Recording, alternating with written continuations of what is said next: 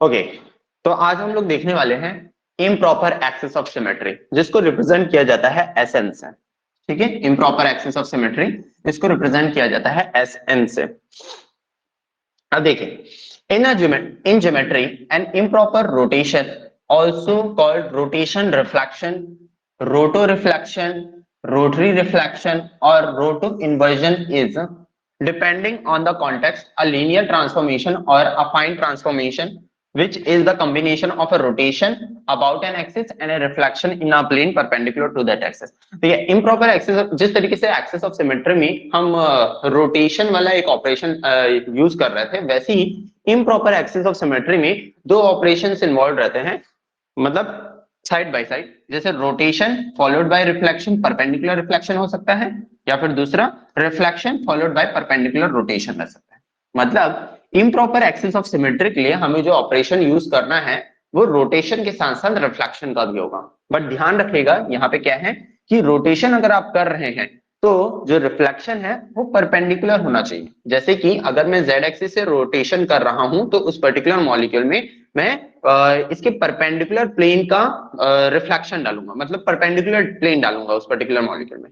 ठीक है, अगर मैं एक प्लेन डाल रहा हूं उस मॉलिक्यूल में, पहले मैं अगर प्लेन डाल रहा हूं तो फिर जो नेक्स्ट वाला जो ऑपरेशन रहेगा मेरा, रोटेशन का जो ऑपरेशन रहेगा, तो वो रोटेशनल एक्सिस इसका परपेंडिकुलर होना चाहिए, प्लेन का परपेंडिकुलर होना चाहिए। ठीक है, एग्जांपल से समझेंगे उसको। जैसे कि देखिए, यहाँ पे मीथेन का एग्जांपल दिया गया है और ब्रोमीन ट्राइफ्लोराइड का एग्जांपल दिया गया है। ठीक, तो उसको देखते हुए चलते हैं। चल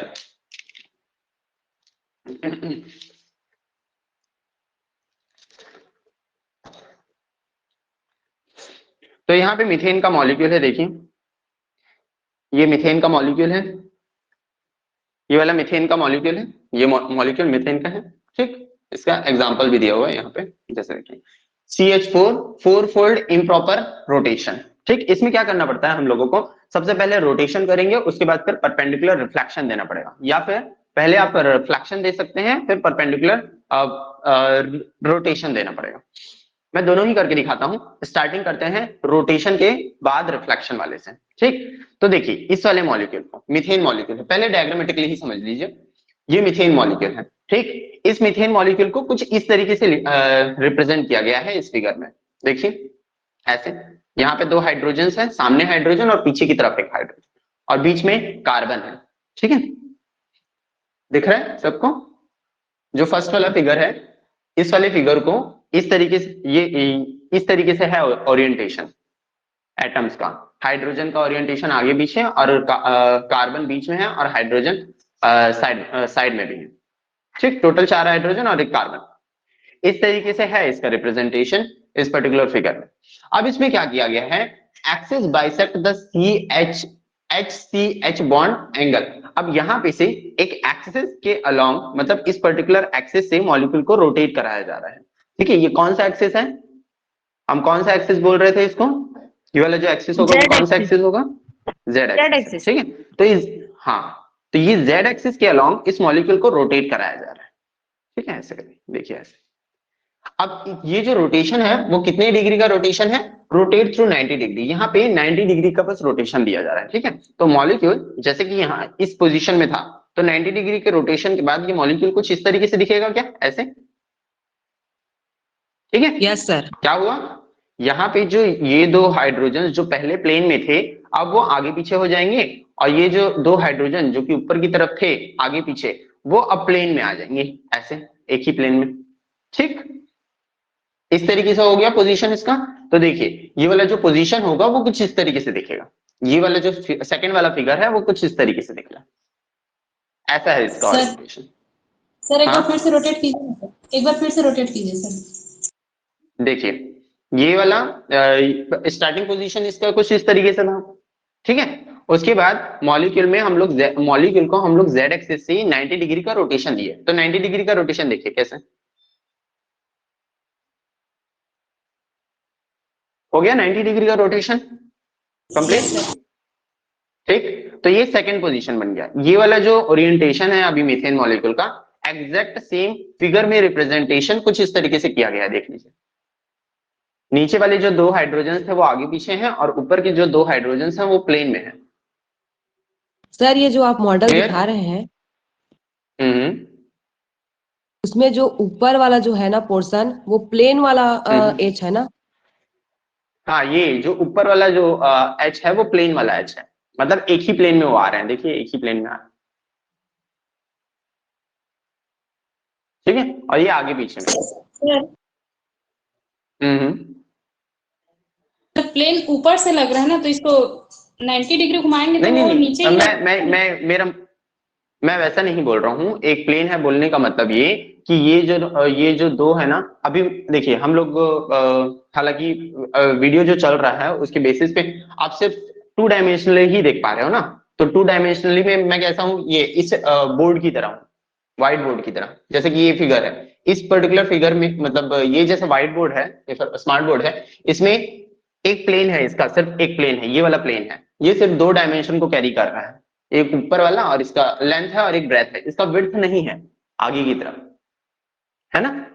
तो ये जो भी आएगा, जो भी चीज इसके प्लेन में रहेगा, जो भी इसके सतह पे रहेगा, उसको मैं प्लेन में है बोल रहा हूँ। और ये दोनों आगे पीछे की तरफ है, मतलब ये वाला जो हाइड्रोजन है ना, ये बोर्ड के सामने की तरफ है, ऐसे करके लटका हुआ है, और पीछे वाला हाइड्रोजन ऐसे करके है, मतलब बोर्ड को उस तरफ जा रहा है।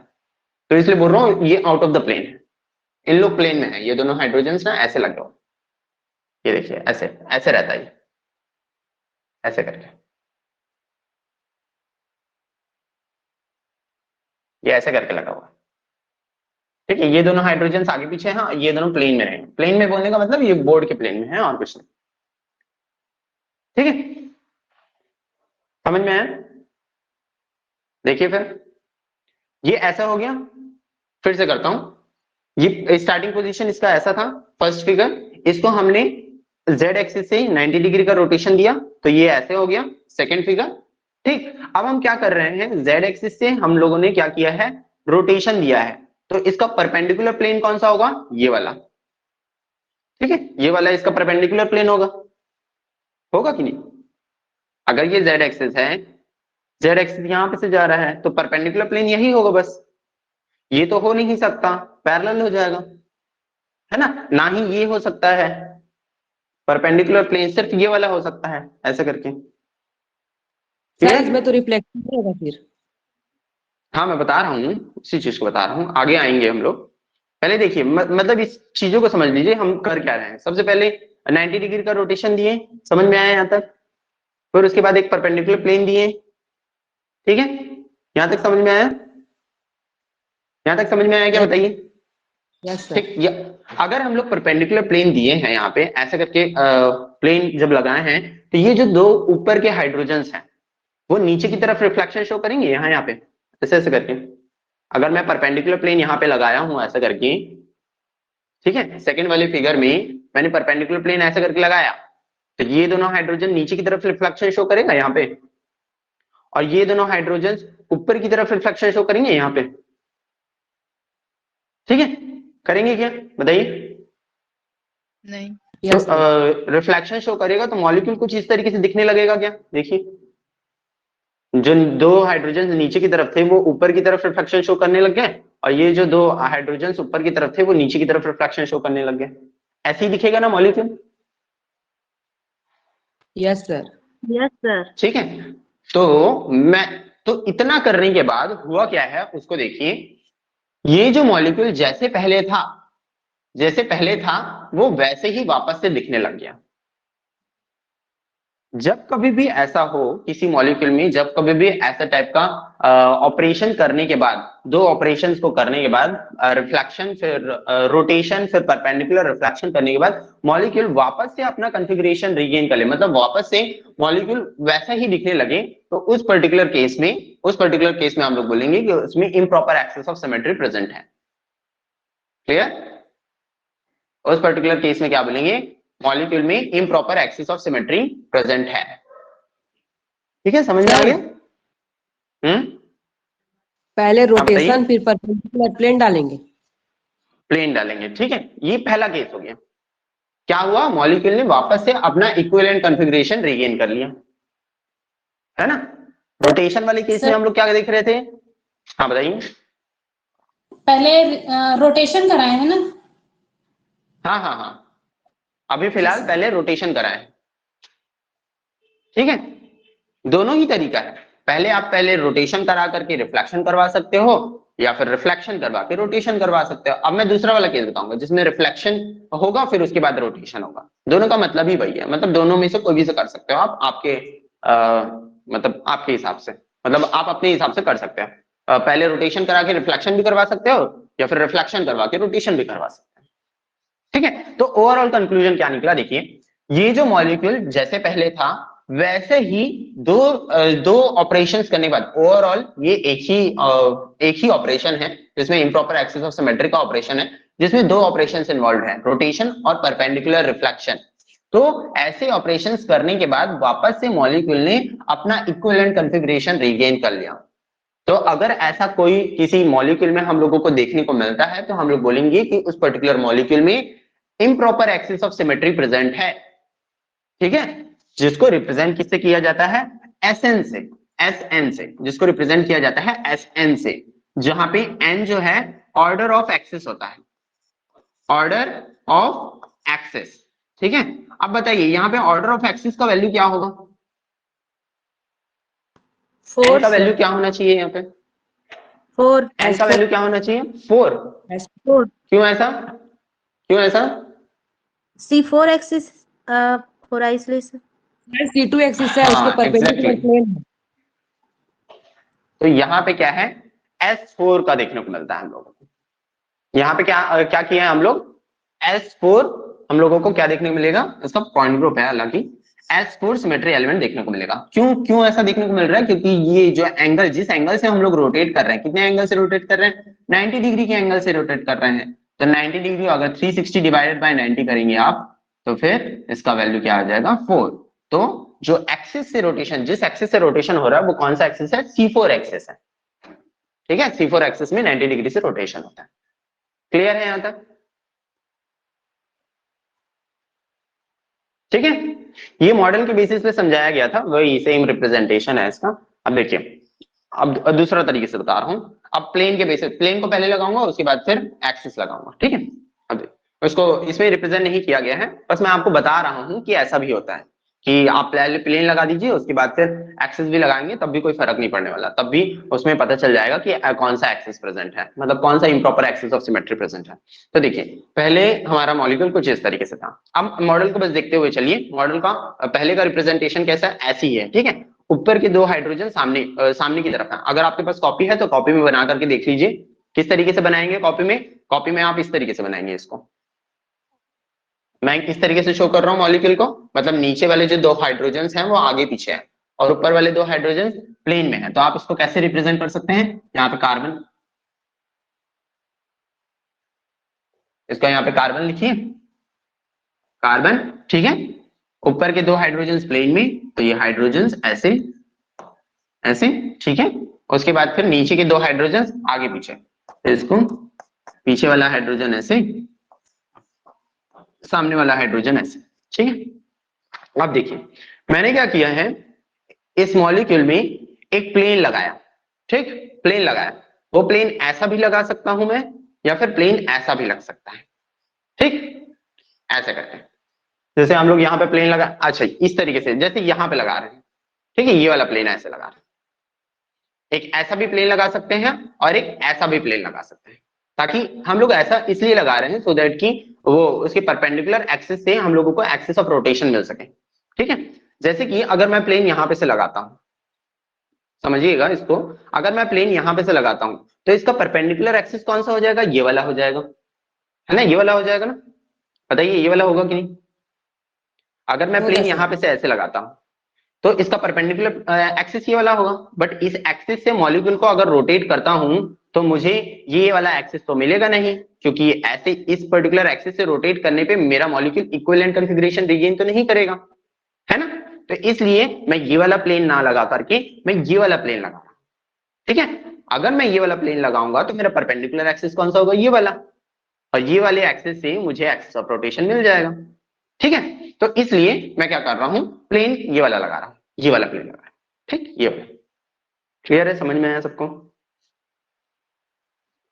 हाँ पहले फिलहाल ऐसे था मेरा मॉलिक्यूल, तो मैं प्लेन कौन सा लगा रहा हूं, ये वाला लगा रहा हूं। अगर ये वाला प्लेन लगेगा मॉलिक्यूल में, तो ये जो दो हाइड्रोजन ऊपर की तरफ हैं वो कहां पे जाएंगे, नीचे की तरफ आएगा क्या, यहाँ पे, यहाँ पे, है ना, बताइए। अगर Yes, sir. मैं प्लेन ये वाला ऐसे करके लगा रहा हूं, तो ये जो दो हाइड्रोजन हैं वो कहां पे जाएंगे, यहाँ पे आएंगे ना, इसका रिफ्लेक्शन यहाँ पे पड़ेगा, क्लियर। और ये जो दो हाइड्रोजन वो कहां पे जाएंगे, ऊपर ऊपर में आएंगे, यहाँ पे आएंगे और यहाँ पे आएंगे, क्लियर है, समझ में आ गया। Yes, sir. ये वाला प्लेन लगा मॉलिक्यूल में, तो ये दो हाइड्रोजन का रिफ्लेक्शन नीचे की तरफ, और ये जो दो हाइड्रोजन है उसका रिफ्लेक्शन ऊपर की तरफ, यहाँ पे। तो प्लेन लगने के बाद देखिए, ये जो मॉलिक्यूल है प्लेन लगने के बाद कैसा दिख रहा है, सिग्मा। प्लेन लगने के बाद कैसा दिख रहा है, ये जो दो हाइड्रोजन थे जो कि प्लेन में थे वो सभी नीचे की तरफ आ जाएंगे, मतलब कार्बन यहाँ पे रहेगा, कार्बन यहाँ पे रहेगा, ठीक है, हाइड्रोजन यहाँ पे रहेगा, ये वाला हाइड्रोजन यहाँ पे रहेगा, ये अभी भी प्लेन में ही है ये वाले हाइड्रोजन, ठीक है, ये वाला प्लेन में ही है हाइड्रोजन, और ये वाला हाइड्रोजन ऊपर की तरफ जाएगा ऐसे, और ये वाला हाइड्रोजन नीचे की तरफ, ऊपर की तरफ ही जाएगा, ठीक है, ऐसा हो गया, समझ में आ गया, यहाँ पे समझ में आ गया, कहा Yes, sir. ऐसा हो गया ना, ये हाइड्रोजन ये वाला मॉलिक्यूल। अब मैं क्या कर रहा हूं, इसको 90 डिग्री से रोटेशन कर रहा हूं, ठीक है। हमने कौन सा प्लेन लगाया था, ये वाला प्लेन लगाया था, तो इसका परपेंडिकुलर एक्सिस कौन सा होगा, ये वाला एक्सिस होगा, तो हम मॉलिक्यूल को ऐसे करके रोटेट करेंगे, ऐसे, ठीक है। मॉलिक्यूल को रोटेट करने के बाद देखिए, ये जो आगे पीछे हैं, वो आगे पीछे जो हाइड्रोजन हैं वो कौन से किस में आ जाएंगे, प्लेन में आ जाएंगे, ऐसे, मतलब साइड बाय साइड आ जाएंगे, ठीक है। जो पहले आगे पीछे थे वो क्या हो जाएंगे, साइड बाय साइड आ जाएंगे 90 डिग्री के बाद। वैसे ही ये जो दो हाइड्रोजन प्लेन में थे जो साइड बाय साइड थे, वो 90 डिग्री रोटेशन के बाद आगे पीछे हो जाएंगे, क्लियर है, ठीक सर है। एक बार फिर से, Yes, sir. तो Yes, sir. सर एक बार ये प्लेन लगा, तो इस प्लेन के परपेंडिकुलर कौन सा एक्सिस होता है, ये वाला एक्सिस है, तो इस एक्सिस से अगर मैं 90 डिग्री का रोटेशन करता हूं, तो देखिए 90 डिग्री का रोटेशन करने पे ऊपर के दो हाइड्रोजन को देखिए, ये 90 डिग्री का रोटेशन हुआ, स्टार्टिंग में ये दो हाइड्रोजन आगे पीछे था, 90 डिग्री रोटेशन करने के बाद ये दोनों हाइड्रोजन साइड बाय साइड आ गए, यस सर, आया ना, ठीक। वैसे ही ये जो दो हाइड्रोजन स्टार्टिंग पोजीशन में साइड बाय साइड थे, 90 डिग्री रोटेशन करने के बाद आगे पीछे आ गए, देखिए, है ना, यस सर, आगे पीछे है, तो एग्जैक्टली वही चीज होगा। यहां पे हमने क्या किया है, एक्सिस लगाया है, C2 एक्सिस लगाया है, C4 एक्सिस लगाया है, C4 एक्सिस लगाया है। तो C4 एक्सिस लगाने के बाद ये जो दो ऊपर के हाइड्रोजन थे वो ऐसे प्लेन में आ जाएंगे, कार्बन, और ये जो दो हाइड्रोजन था आगे पीछे आ जाए। तो देखो स्टार्टिंग का पोजीशन, स्टार्टिंग का मॉलिक्यूल जैसा था वो वैसे ही दिखने लग गया। तो आप चाहे एक्सिस को पहले लगाएं फिर बाद में इसको प्लेन को लगाएं, या पहले प्लेन को लगाएं या फिर बाद में एक्सिस को लगाएं, बट बात यही है कि परपेंडिकुलर प्लेन होना चाहिए या फिर परपेंडिकुलर एक्सिस होना चाहिए, मतलब ये दोनों एक दूसरे के परपेंडिकुलर होने चाहिए, ठीक है।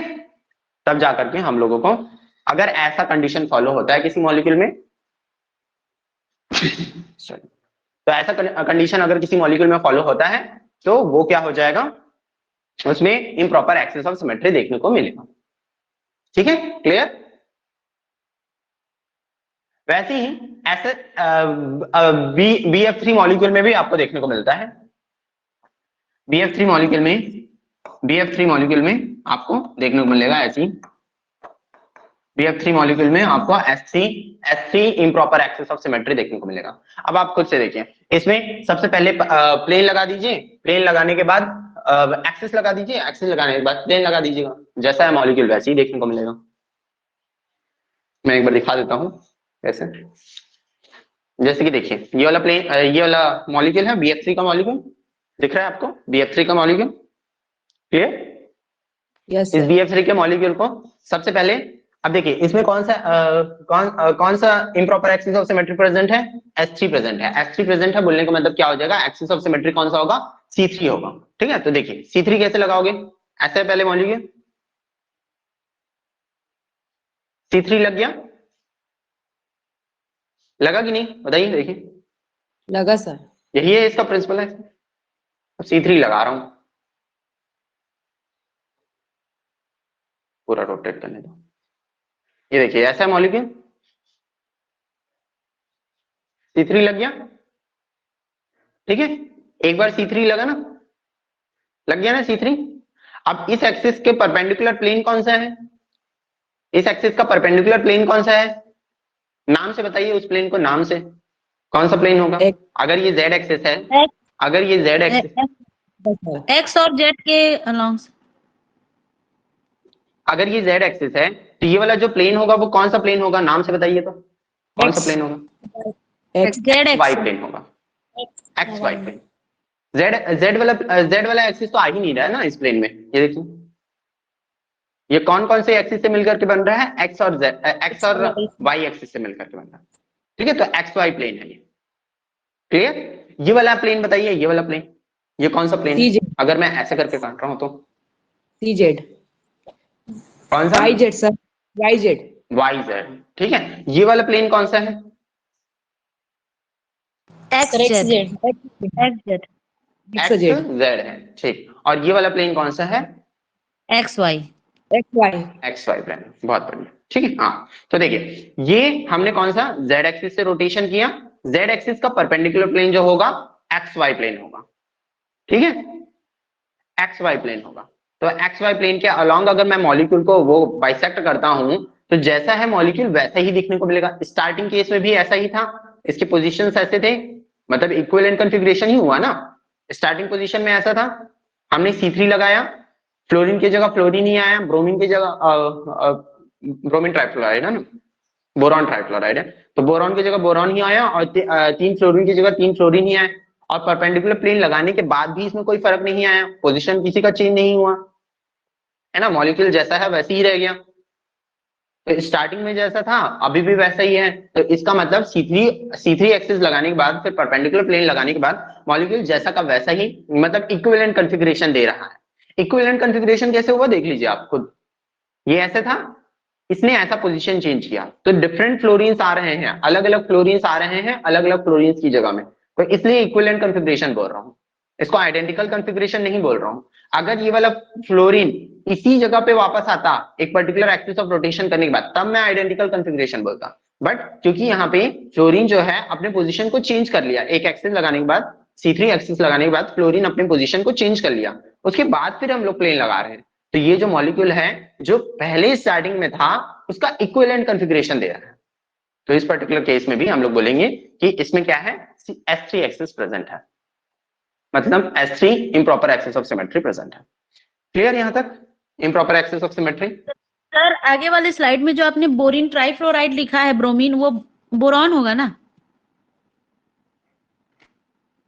हाँ ये बोरॉन ट्राइफ्लोराइड है, बोरॉन ट्राइफ्लोराइड, गलत हो गया वहां पे, बोरॉन ट्राइफ्लोराइड BF3 का मॉलिक्यूल, ठीक। आइडेंटिटी देखिए, अब आइडेंटिटी में क्या करना रहता है, आइडेंटिटी भी एक सिमेट्री एलिमेंट है, सभी axis of symmetry, plane of symmetry, improper axis of symmetry, और हाँ और किसका, हाँ सेंटर ऑफ इन्वर्जन, उन्हीं की तरह एक आइडेंटिटी सिमेट्री एलिमेंट होता है। इस पर्टिकुलर सिमेट्री एलिमेंट के एक ऑपरेशन होता है जिसको किया जाता है, या तो मॉलिक्यूल को आप किसी भी तरीके से कुछ मत करिए, या तो मॉलिक्यूल को 360 डिग्री का रोटेशन दे दीजिए, ठीक है। 360 डिग्री का रोटेशन देना या फिर मॉलिक्यूल में कुछ ना करना, वही आइडेंटिटी सिमेट्री एलिमेंट कहलाता है, वही आइडेंटिटी सिमेट्री एलिमेंट का ऑपरेशन है। और आइडेंटिटी सिमेट्री एलिमेंट हर एक मॉलिक्यूल में होता है, ठीक है। आइडेंटिटी सिमेट्री एलिमेंट हर एक मॉलिक्यूल में होता है, वो चाहे वाटर मॉलिक्यूल हो, अमोनिया मॉलिक्यूल हो, या चाहे कितना भी कॉम्प्लिकेटेड मॉलिक्यूल ही क्यों ना हो, आइडेंटिटी सिमेट्री एलिमेंट हर एक मॉलिक्यूल्स में होता है, ठीक। तो ये सभी मॉलिक्यूल्स में इंक्लूड है। अब आते हैं बहुत ही इंपॉर्टेंट टॉपिक पे जिसको बोला जाता है पॉइंट ग्रुप। अब इतना सिमेट्री एलिमेंट समझने के बाद हम लोग पॉइंट ग्रुप्स को देखेंगे, जो कि एक्चुअल में जिसके बेसिस पे क्वेश्चंस आते हैं, ठीक है, वो चाहे नेट हो, सेट हो या फिर गेट हो, इससे इसके ऊपर क्वेश्चन बेस्ड रहता है। अच्छा ये टेबल है, हालांकि इस टेबल के थ्रू भी आप जा सकते हैं, बाकी मैं बताते जाऊंगा तो आपको खुद भी आइडिया हो जाएगा कि किस तरीके से देखना है मॉलिक्यूल, ठीक है। एक बार इस टेबल को पढ़ लीजिएगा, फिर भी मैं एक ओवरव्यू बता देता हूं किस तरीके से मॉलिक्यूल को डिफाइन किया गया है। देखिए सबसे पहले कोई भी सा मॉलिक्यूल है, हमें उस मॉलिक्यूल में, ये स्टेप बाय स्टेप प्रोसेस है ना, कि अगर आप पॉइंट ग्रुप किसी मॉलिक्यूल का निकालना चाह रहे हो तो स्टेप बाय स्टेप आपको कैसे जाना है, ऐसा है। तो देखिए मॉलिक्यूल अगर लीनियर है, ठीक है, सबसे पहले मॉलिक्यूल को देखिए, मॉलिक्यूल लीनियर है कि नहीं। तो मॉलिक्यूल अगर लीनियर है तो लीनियर होने के बाद उसमें देखिए कि मॉलिक्यूल में आई है क्या, आई है बोलने का मतलब सेंटर ऑफ इन्वर्जन है क्या, ऐसा करके। अगर सेंटर ऑफ इन्वर्जन होता है उस पर्टिकुलर मॉलिक्यूल में तो हम लोग बोलेंगे कि उस मॉलिक्यूल का जो पॉइंट ग्रुप होगा वो डी इंफिनिटी एच होगा, ठीक है। मॉलिक्यूल अगर लीनियर है और उस केस में उसके पास वो सेंटर ऑफ इन्वर्जन नहीं है तो उस केस में मॉलिक्यूल का जो पॉइंट ग्रुप होगा वो सी इंफिनिटी वी होगा, ठीक है, सी इंफिनिटी वी। हम लोग इसके बारे में आएंगे, पूरा और डिटेल में डिस्कशन करेंगे।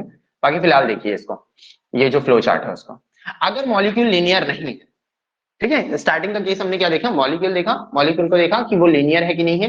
मॉलिक्यूल अगर लीनियर था तो हमने क्या देखा कि उस मॉलिक्यूल में वो सेंटर ऑफ इन्वर्जन है कि नहीं। अगर सेंटर ऑफ इन्वर्जन था तो उसमें हम लोगों ने क्या बोल दिया, उसका डी इंफिनिटी एच हो जाएगा और पॉइंट ग्रुप, और अगर नहीं होता, सेंटर ऑफ इन्वर्जन नहीं होता तो फिर डी सी इंफिनिटी वी होगा, ठीक है। अगर मॉलिक्यूल लीनियर नहीं है तो टू और मोर सी एन एक्सिस प्रेजेंट है क्या, ऐसा देखेंगे, जिसमें n का वैल्यू जो होगा वो ज्यादा होगा 2 से, ठीक है। फिर उसके बाद हम लोगों को देखना पड़ेगा कि उसमें सेंटर ऑफ इन्वर्जन है कि नहीं। In case centre of inversion है तो उस केस में ये देखना पड़ेगा कि उस पर सेंटर ऑफ इन्वर्जन है तो उस केस में हम लोगों को देखना पड़ेगा कि प्लेन है कि नहीं।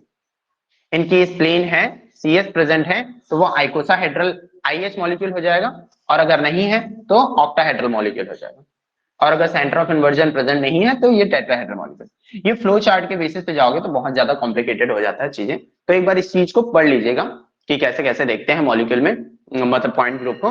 हालांकि हम लोग डायरेक्टली चलते हैं किस तरीके से देखा जाता है, ठीक है। मैं बस ये जो ओवरव्यू बता रहा था कि किस तरीके से आपको पढ़ना है ये वाले चार्ट को, ठीक है। हालांकि ये वाला चार्ट अभी तक तो मेरे तो यूज नहीं आया है, बट आप देखिए एक बार पढ़ करके, मैं भी शायद यूजर में।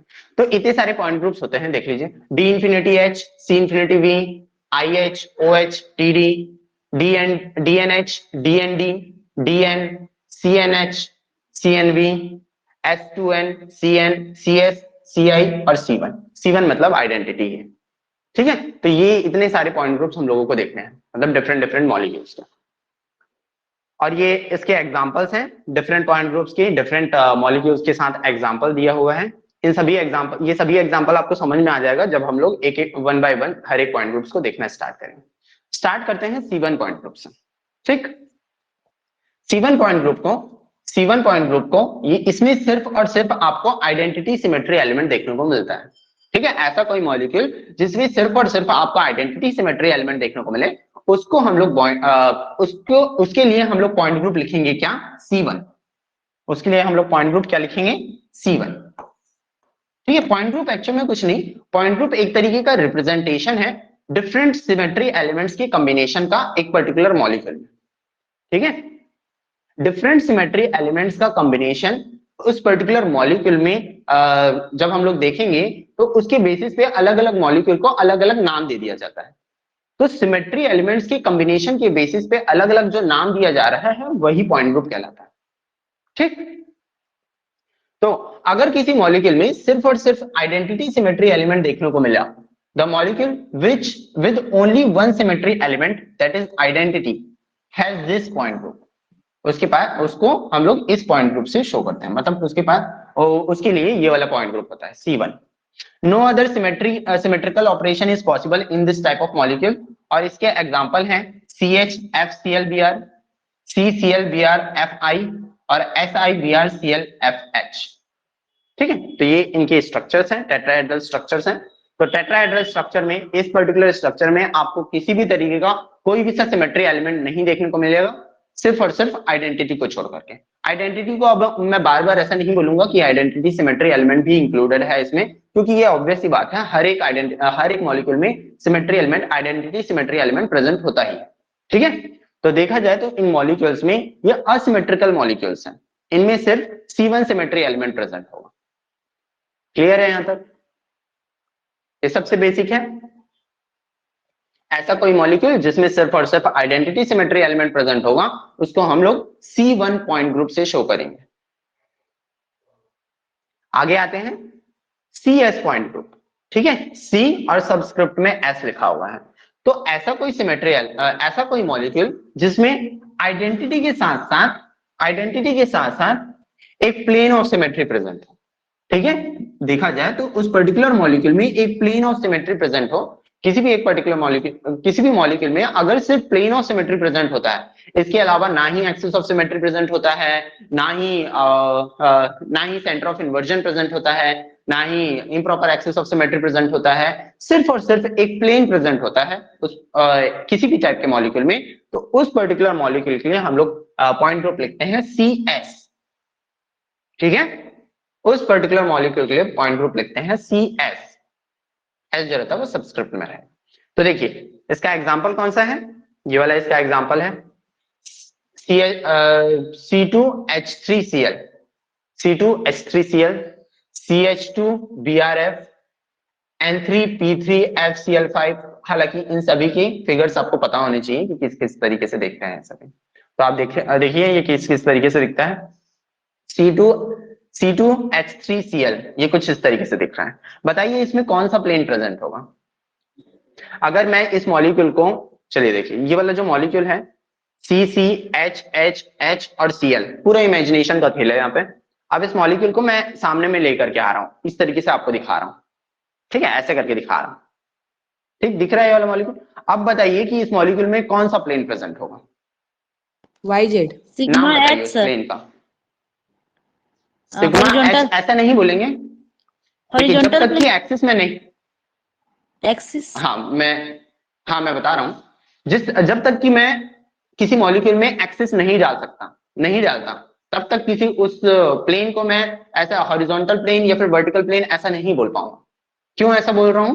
क्योंकि horizontal plane, vertical plane, dihedral plane, मतलब हॉरिजॉन्टल प्लेन और वर्टिकल प्लेन हम लोग किसके बेसिस पे बताते थे? प्रिंसिपल एक्सिस ऑफ सिमेट्री के बेसिस पे बताते थे। ये प्रिंसिपल एक्सिस ऑफ सिमेट्री के पैरेलल है तो इसको वर्टिकल प्लेन बोलूंगा, और अगर ये वो है मतलब परपेंडिकुलर है तो उसको हॉरिजॉन्टल प्लेन बोलूंगा। बट यहाँ पे एक्सिस ऑफ सिमेट्री तो लग ही नहीं रहा, तो ये वाला जो प्लेन होगा उसको मुझे नाम बताइए कि ये कौन सा प्लेन होगा? YZ XY sir. प्लेन होगा, YZ प्लेन होगा, कौन सा प्लेन? YZ sir, YZ।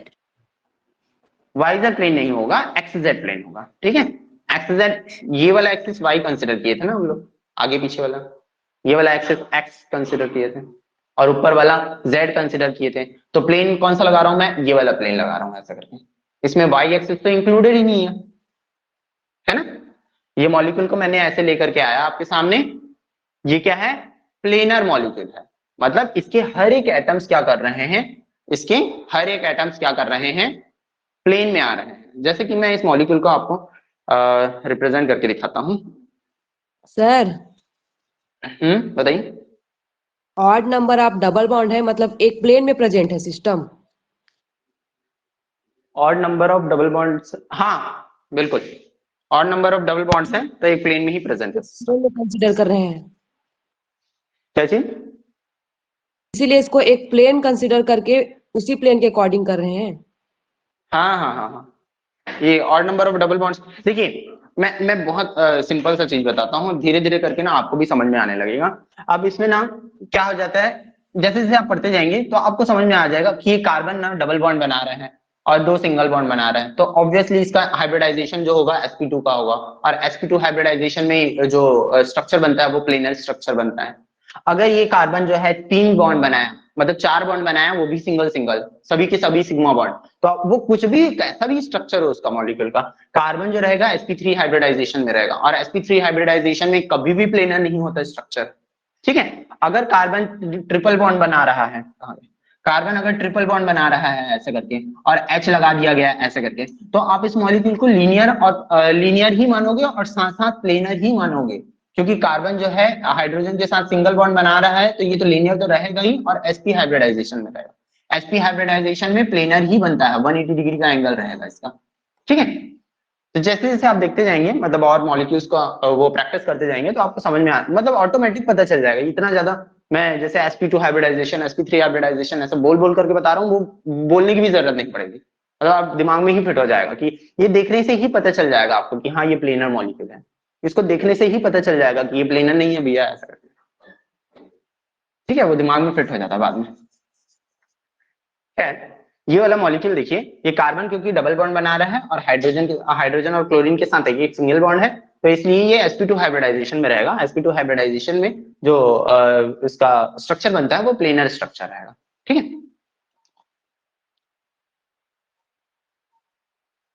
इस मॉलिक्यूल के लिए मैं ये बता रहा था, मॉडल के बेसिस पे दिखा देता हूँ एक बार।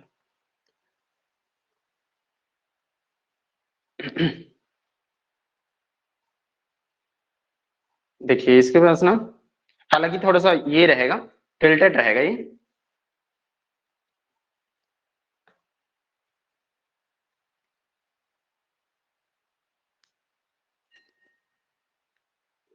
अगर आपको समझ में आ गया है तो वेल एंड गुड, अगर नहीं आया है तो फिर ये मैं बना करके दिखा रहा हूँ आपको कैसे दिख रहा है ये।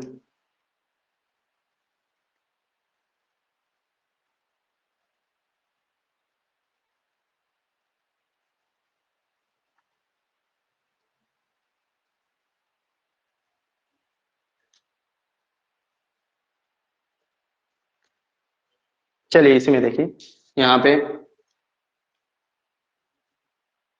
ये जो दो हाइड्रोजन है ना, ऐसे दो कार्बन है ऐसे करके, ये दोनों कार्बन हो गए।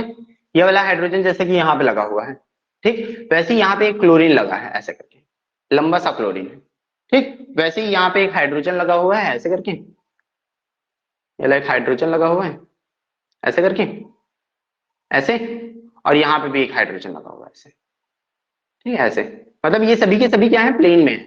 मतलब इसको ऐसे यहाँ पे रखूंगा ना तो हर एक हाइड्रोजन का भी, कार्बन का भी एटम, हाइड्रोजन का भी एटम, और ये वाला नीचे वाला हाइड्रोजन और साथ में क्लोरीन, ये सभी एटम ना ये प्लेन में मतलब टच होंगे, तो इसीलिए बोल रहा हूँ ये प्लेनर मॉलिक्यूल है। ठीक है, तो अगर कोई भी सा मॉलिक्यूल हो, इसके बारे में मैंने पहले भी बताया था, कोई भी सा मॉलिक्यूल हो, अगर वो मॉलिक्यूल प्लेनर है तो उसमें एक प्लेन प्रेजेंट ही होता है। उस प्लेन को जैसे आपने नाम दिया एक्स वाई, मतलब वाई एक्स जेड प्लेन, जैसे जिस तरीके से हम लोगों ने नाम दिया, इसका एक और नाम हो सकता है, वो मॉलिक्यूलर प्लेन है। मॉलिक्यूलर प्लेन कैसे, क्योंकि मॉलिक्यूल के हर एक एटम्स को काटता हुआ चला जा रहा है। ठीक है, इस मॉलिक्यूल में आप देखिए, मतलब ध्यान से देखिए इस मॉलिक्यूल को, आपको ये पता चलेगा कि इस मॉलिक्यूल में किसी भी तरीके का कोई भी एक्सिस ऑफ सिमेट्री प्रेजेंट नहीं है। आप चाहे एक्स एक्सिस से लगाइए, मतलब वाई एक्सिस से लगाइए, जेड एक्सिस से लगाइए, या फिर एक्स एक्सिस से लगाइए, इस मॉलिक्यूल में कोई भी सा एक्सिस ऑफ सिमेट्री देखने को नहीं मिलेगा। ठीक है, वैसे ही इसको देखिए, इस वाले मॉलिक्यूल में ये CH3 का मॉलिक्यूल, मतलब CH4 मॉलिक्यूल के टाइप का है। यहाँ पे ना डिफरेंट डिफरेंट आइटम्स लगे हुए हैं। यहाँ पे एक जगह ब्रोमीन लगा हुआ है, एक जगह ब्रोमीन लगा हुआ है, और एक जगह पे क्या लगा हुआ है, फ्लोरीन लगा हुआ है। तो ये देखिए, ये इस तरीके से टेट्राहेड्रल स्ट्रक्चर ही है इसका। टेट्राहेड्रल स्ट्रक्चर बोलना गलत होगा क्योंकि डिफरेंट डिफरेंट आइटम्स लग गए यहाँ पे। तो डिफरेंट आइटम्स लगने पे बॉन्ड लेंथ में, बॉन्ड एंगल्स में चेंजेस आता है, और बॉन्ड एंगल में चेंजेस आने की वजह से इनके एंगल में डिफरेंस आ जाएगा। तो टेट्राहेड्रल स्ट्रक्चर नहीं बोल सकता ना इसको मैं। तो देखिए, हालांकि इसका स्ट्रक्चर कुछ ऐसा ही रहेगा, डिस्टॉर्टेड ही रहेगा, बट ऐसा ही रहेगा शेप इसका।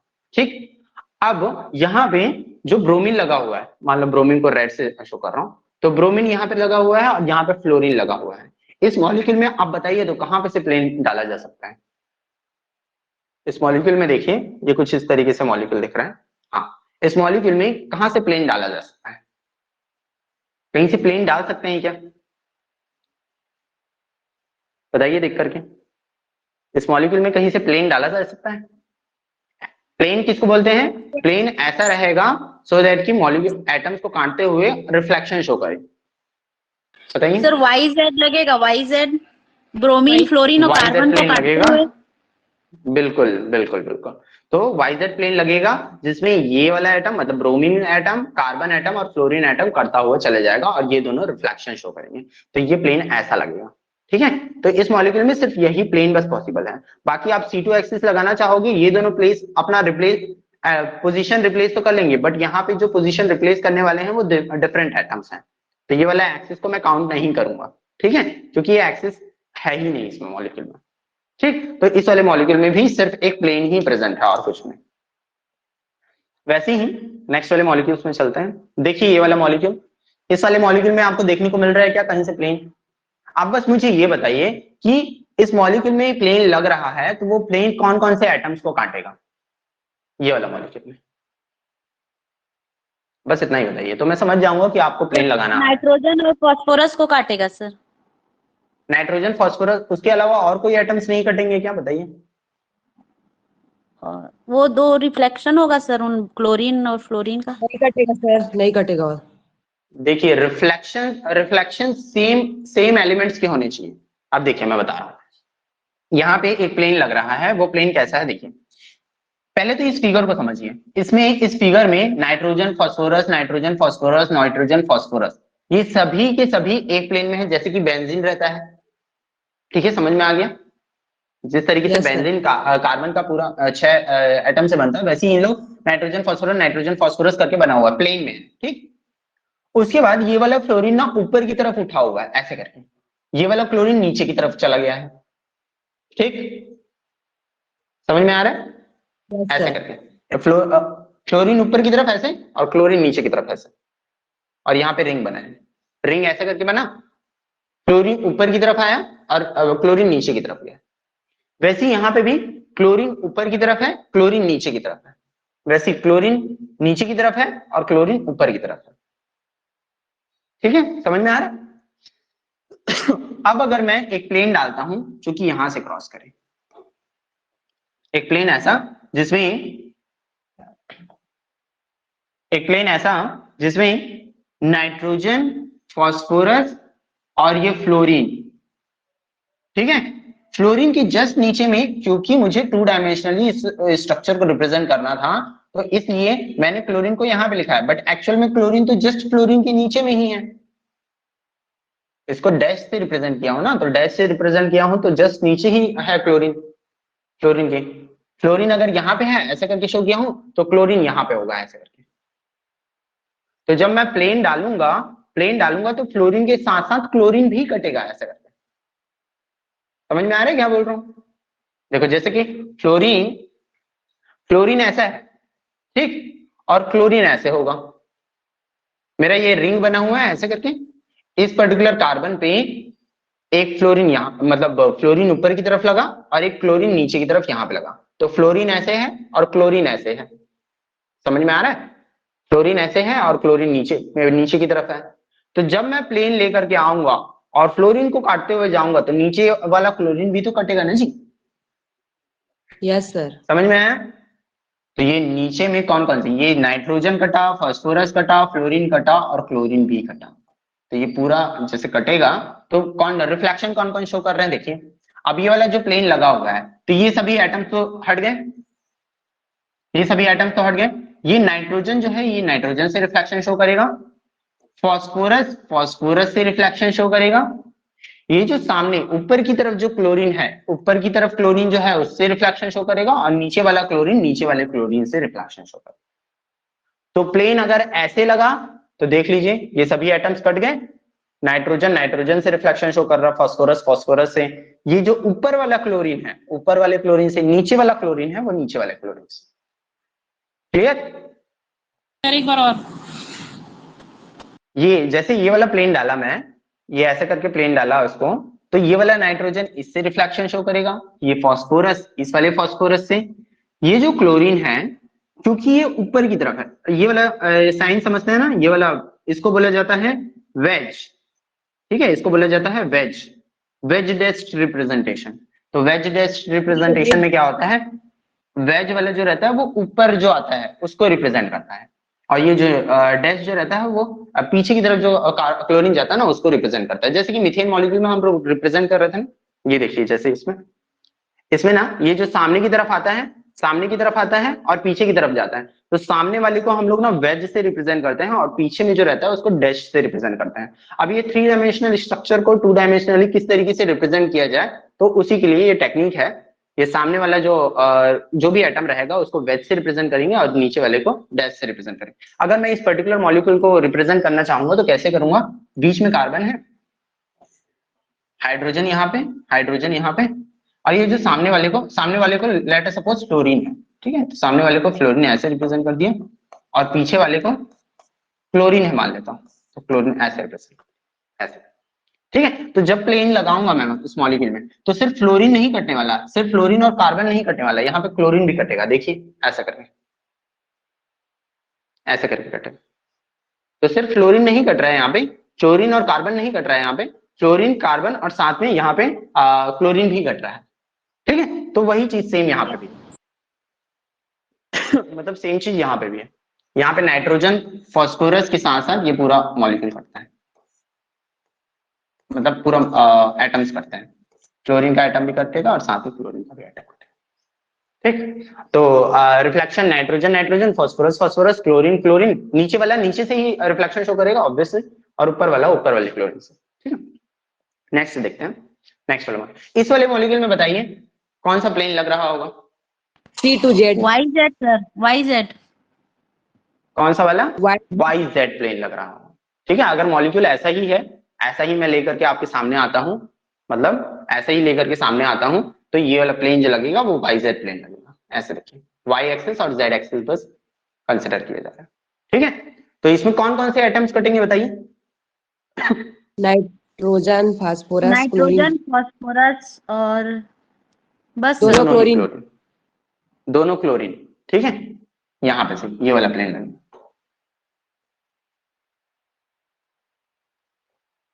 ये, ठीक। इस जब प्लेन को लेकर के आओगे आप, तो ये सामने में क्लोरीन सामने में है ना, ऐसे करके क्लोरीन सामने में है और क्लोरीन पीछे में है, तो नाइट्रोजन फास्फोरस के साथ साथ क्लोरीन भी कटेंगे। रिफ्लेक्शन कौन कौन शो करेगा, नाइट्रोजन नाइट्रोजन, फास्फोरस फास्फोरस और फ्लोरीन फ्लोरीन और क्लोरीन क्लोरीन, ठीक है। सर, वैसे ही नेक्स्ट वाले में हाँ, इसमें प्रिंसिपल एक्सिस C2 होगा और Z एक्सिस के नाम होगा ना,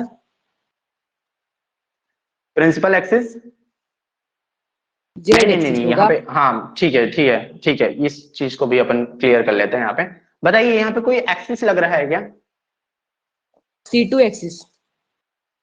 C2 एक्सिस, देखिए हम यहाँ पे बिल्कुल, यहाँ पे ना थोड़ा सा कंफ्यूजन हो सकता है, इस चीज को क्लियर करते हैं।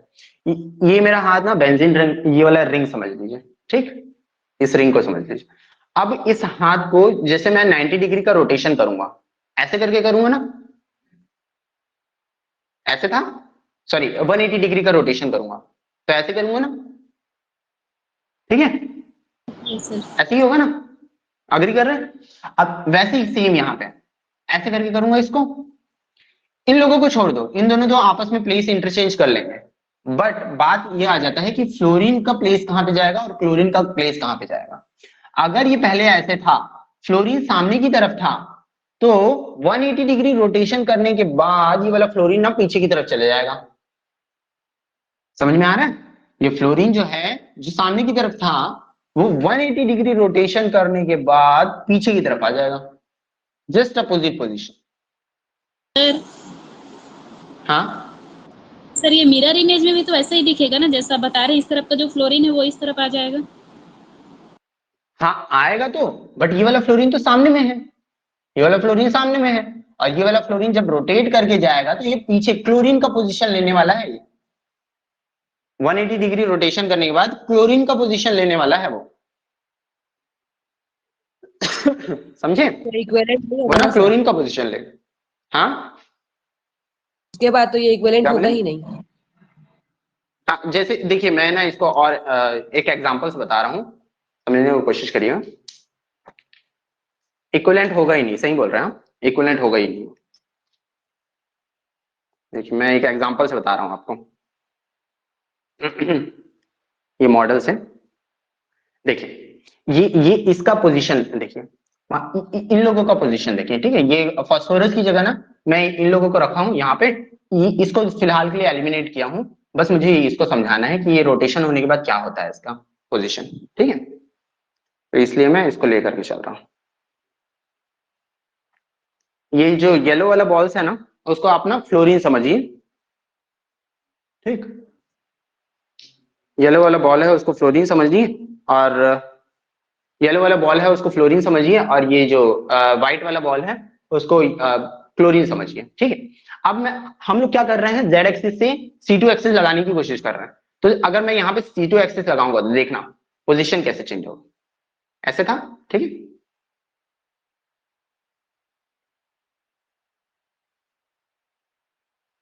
हो गया 180। हुआ क्या, यहाँ पे पहले फ्लोरीन था, वो यहाँ पे आया है। बताइए ये इक्विवेलेंट कॉन्फ़िगरेशन हुआ क्या, ऐसे था, ऐसे हुआ है, ऐसे था स्टार्टिंग में, ऐसे हुआ है 180 डिग्री होने पर। इक्विवेलेंट कॉन्फ़िगरेशन हुआ क्या, नहीं, नहीं हुआ है ना। हम क्या कर, ये एग्जैक्टली ये ऐसा ही है। अगर मैं नाइट्रोजन को हटा दूं 2 मिनट के, तो ये फ्लोरीन फ्लोरीन सामने की तरफ, क्लोरीन क्लोरीन पीछे की तरफ, ऐसे। ठीक है, तो जब ये 180 डिग्री का रोटेशन करेगा तो ये वाला फ्लोरीन जो है वो क्लोरीन के प्लेस में जाएगा, और ये जो क्लोरीन है वो फ्लोरीन के प्लेस में जाएगा। 180 डिग्री की वो रोटेशन करने के बाद ना, जो वेज में रहता है वो डैश में चला जाता है, डैश में रहता है वो वेज में चला जाता है। ठीक, तो अगर इन केस इनका जो पोजीशन है वो कुछ इस तरीके से होता, ऐसे ऐसे। ठीक, तो इस पर्टिकुलर केस में C2 एक्सिस बिल्कुल लग सकता था। देखिए कैसे लग सकता था, ये फ्लोरीन ना यहाँ पे आने वाला है, और ये वाला फ्लोरीन यहाँ पे जाएगा 180 डिग्री के बाद, ये वाला क्लोरीन यहाँ पे रहेगा, और ये वाला क्लोरीन यहाँ पे जाएगा, ये वाला क्लोरीन यहाँ पे आएगा। देखना 180 डिग्री का रोटेशन कर रहा हूं जेड एक्सिस से। ठीक है, ध्यान से देखते हुए चलिए।